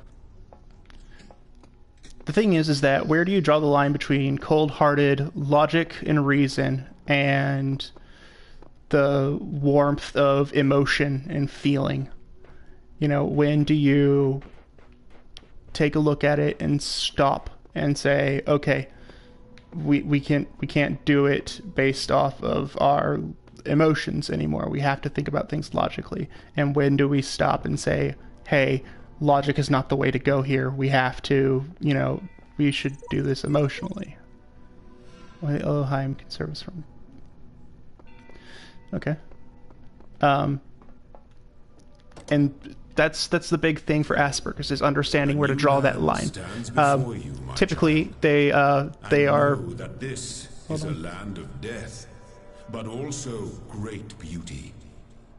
As you walk amongst these tombs, consider all those who came before you, and how they served the greater purpose of which you are also part.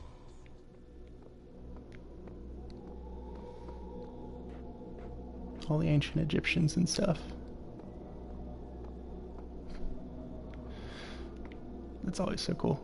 But that's where the big divide is for autism and Asperger's specifically, is some of us, you know, some of us have the anxiety, which is my big issue, is the anxiety.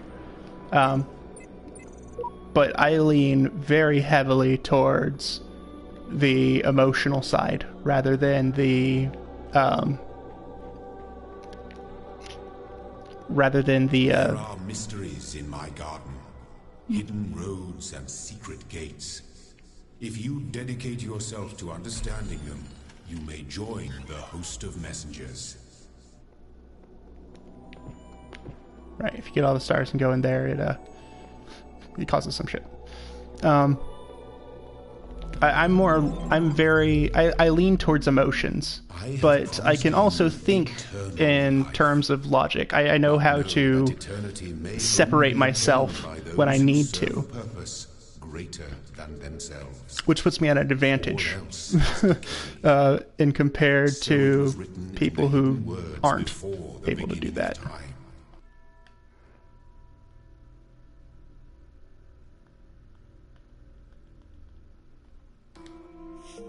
There we go. Boop, boop, boop. I am not the first one for taking those problems.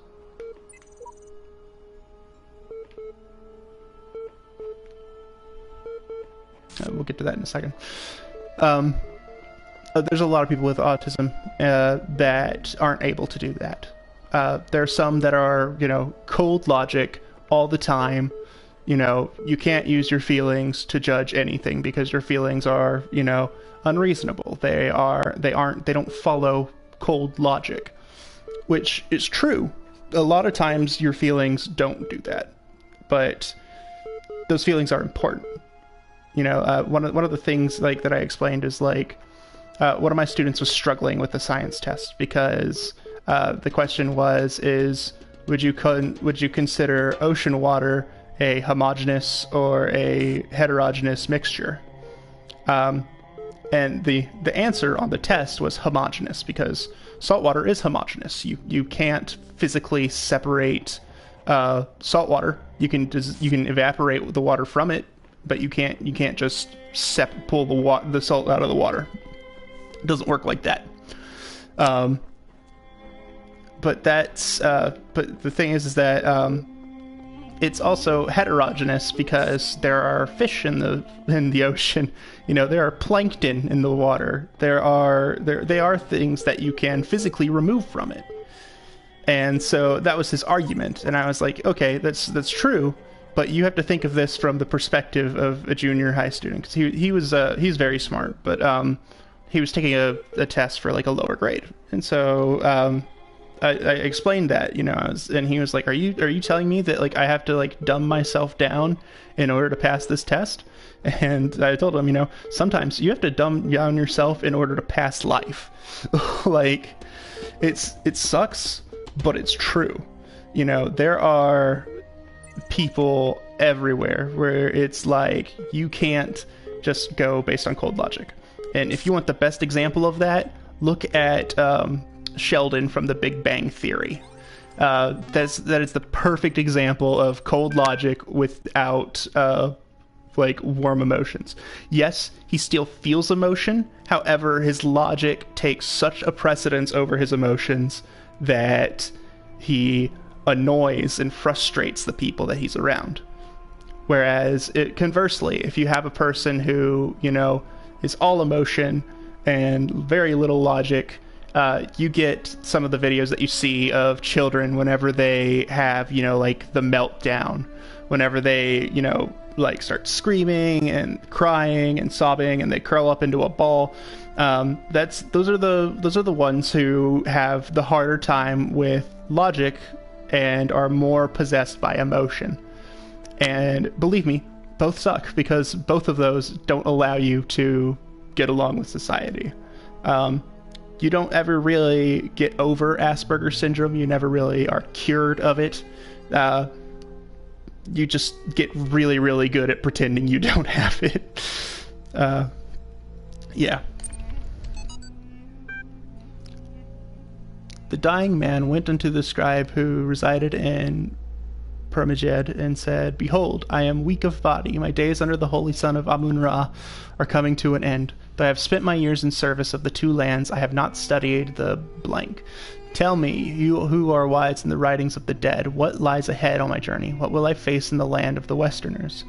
And the scribe spoke, saying, "At the appointed time, blank. It is likely the location was changed according to who the copy of the book was made for. The dying man is an avatar of the owner. In the older manuscript, this is rendered as blank, some controversy as to whether it Okay, 3. The dead. Compare with Kinti Amintiu, the foremost of the Westerners, a title later given to Osiris. Sometimes mistaken for a mistranslation on Buj's part, this is actually almost certainly a mistranslation by the ancient scribe. The equivalent portion of the older manuscript is sadly not extant.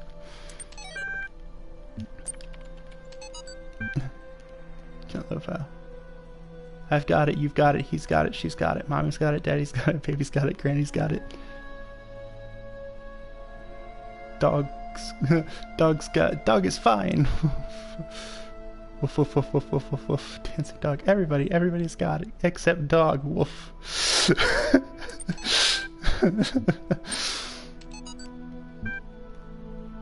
I don't know about everyone else, but I'm afraid of dying. I don't see any reason to believe there's an afterlife.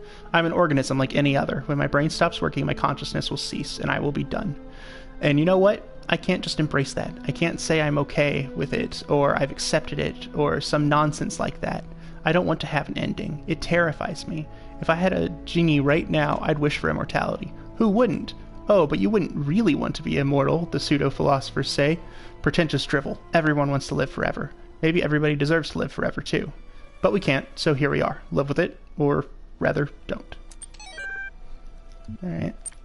It's very heavy-handed, but it's in a way, it's true. You know, people want to live forever. In the sense that, you know, we know that we cannot, so we have to try and find the next best thing. For men, typically, more so than women, that thought is to be remembered. And it's a very interesting reason why that is. So men in society typically are viewed as more expendable, so to speak. It's why, you know, only males have to sign up for the draft. It's the reason why whenever there's a disaster, the women and children go first. You know, things like that. 97% of workplace fatalities happen to men because men are more likely to take dangerous jobs than women are. But the thing is that those dangerous jobs still need to get done, you know, and it's not like an intelligence thing. It's just that, you know, men typically are less valued in, I guess, life. So the best thing that a man can do is he can leave an impact by, you know, making something that lasts forever, or something that will change the people around him. And I'll admit, that's the thing that terrifies me more than anything, is being forgotten. Like, it is my biggest nightmare to, like, wake up one day and nobody knows who I am. Like, that scares me absolutely shitless. And the reason for that is I explained earlier that whenever, like, I was in... Whoa, holy crap. Whenever I was in high school, I moved from my original school to this new one, and this is the same school where I met the girl that I told you guys about earlier.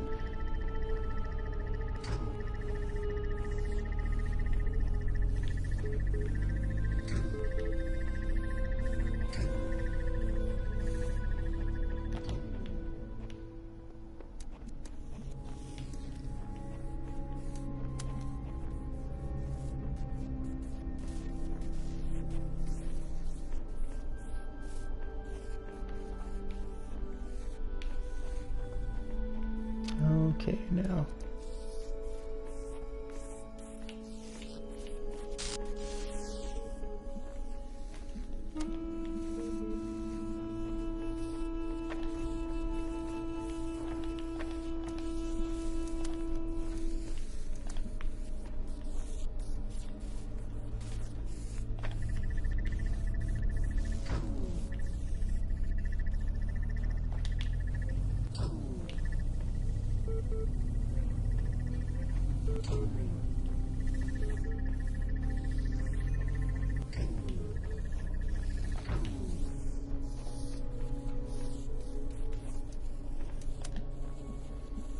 Try and get that as close to the wall as we can.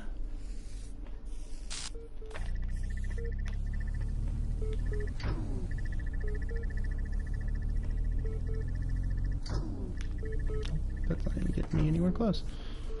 Whoa.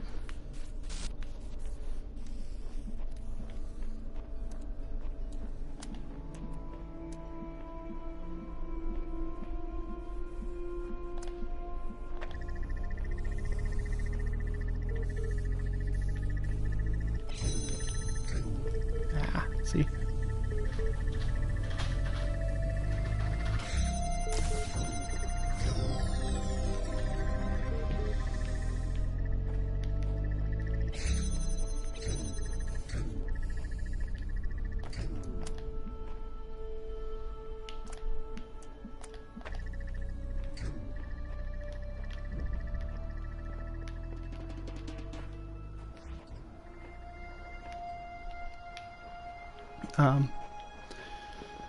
Totally forgot what I was talking about before I got distracted.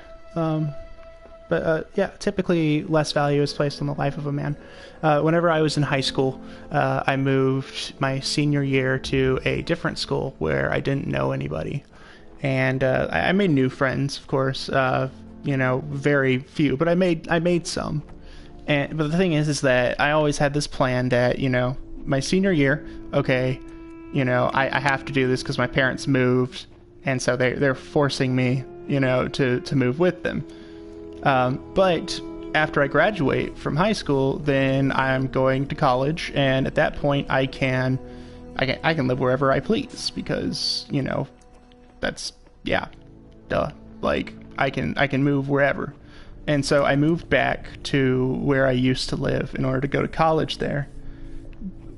But the people who I counted as my friends, and not all of them, mind you, but a lot of them didn't recognize who I was, and but it was more than that they didn't recognize me, because people change.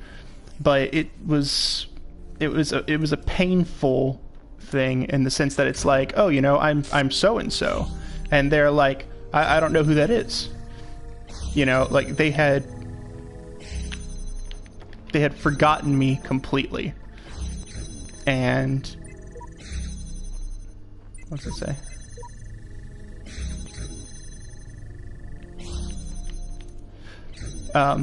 And that scared me because it gave me this new insight into, like the impact that I make on people, the impact that I make on the world.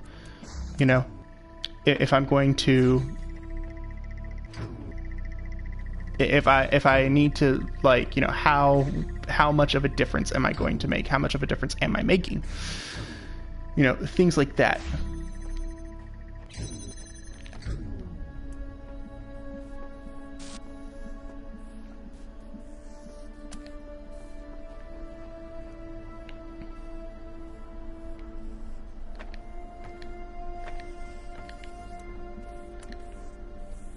See if I can do this.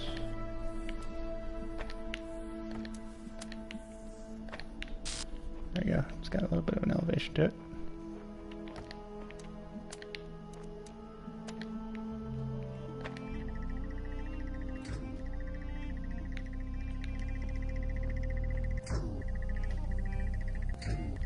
Damn it.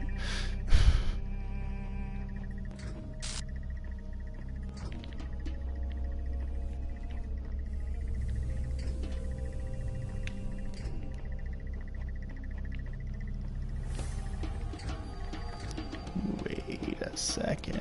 Hold up now.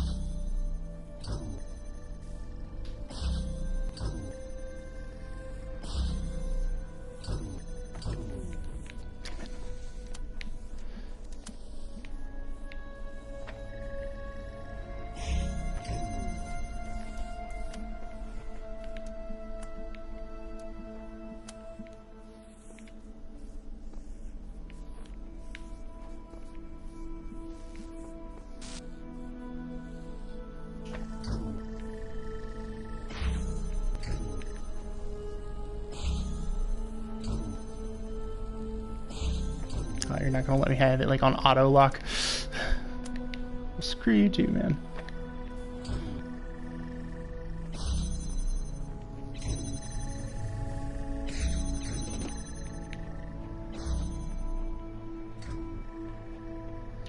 How can we get this open?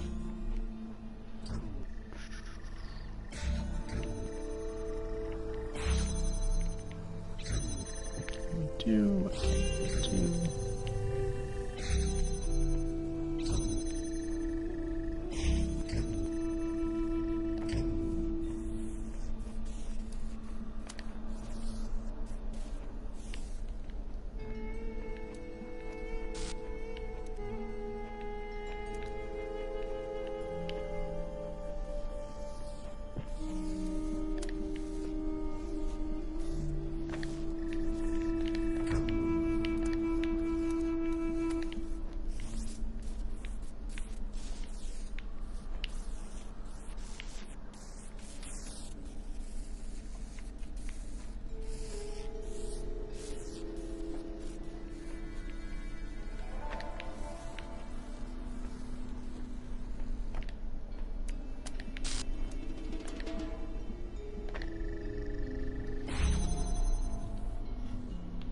That would not have worked before. It is now.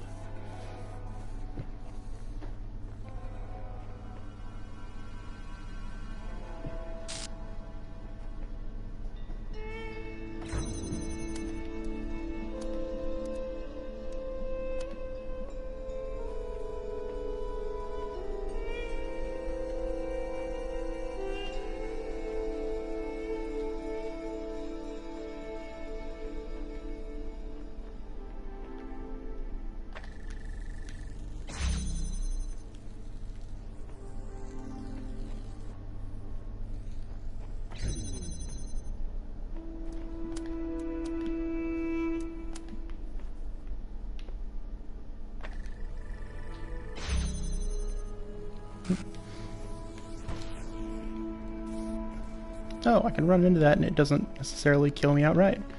Good to know. I've been thinking those were instant deaths. Whoops. My bad.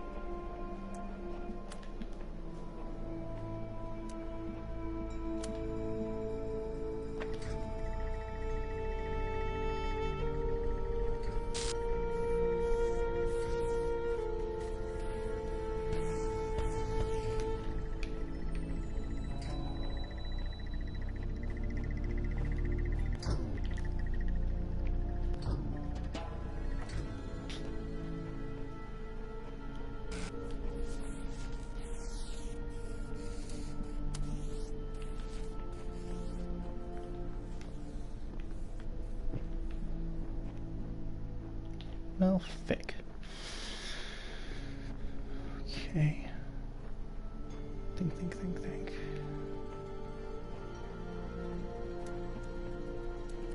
Improvise, adapt, overcome.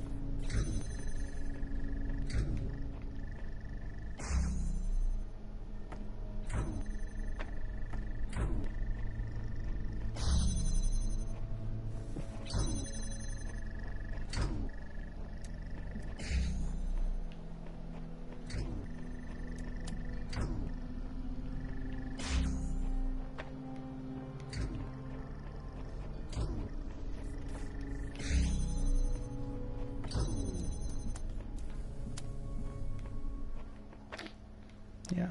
All right. Well, I think I might call it for today, guys. It's been 2 hours. I'm still like half asleep here. Thanks so much for tuning in. I hope you guys have a great day.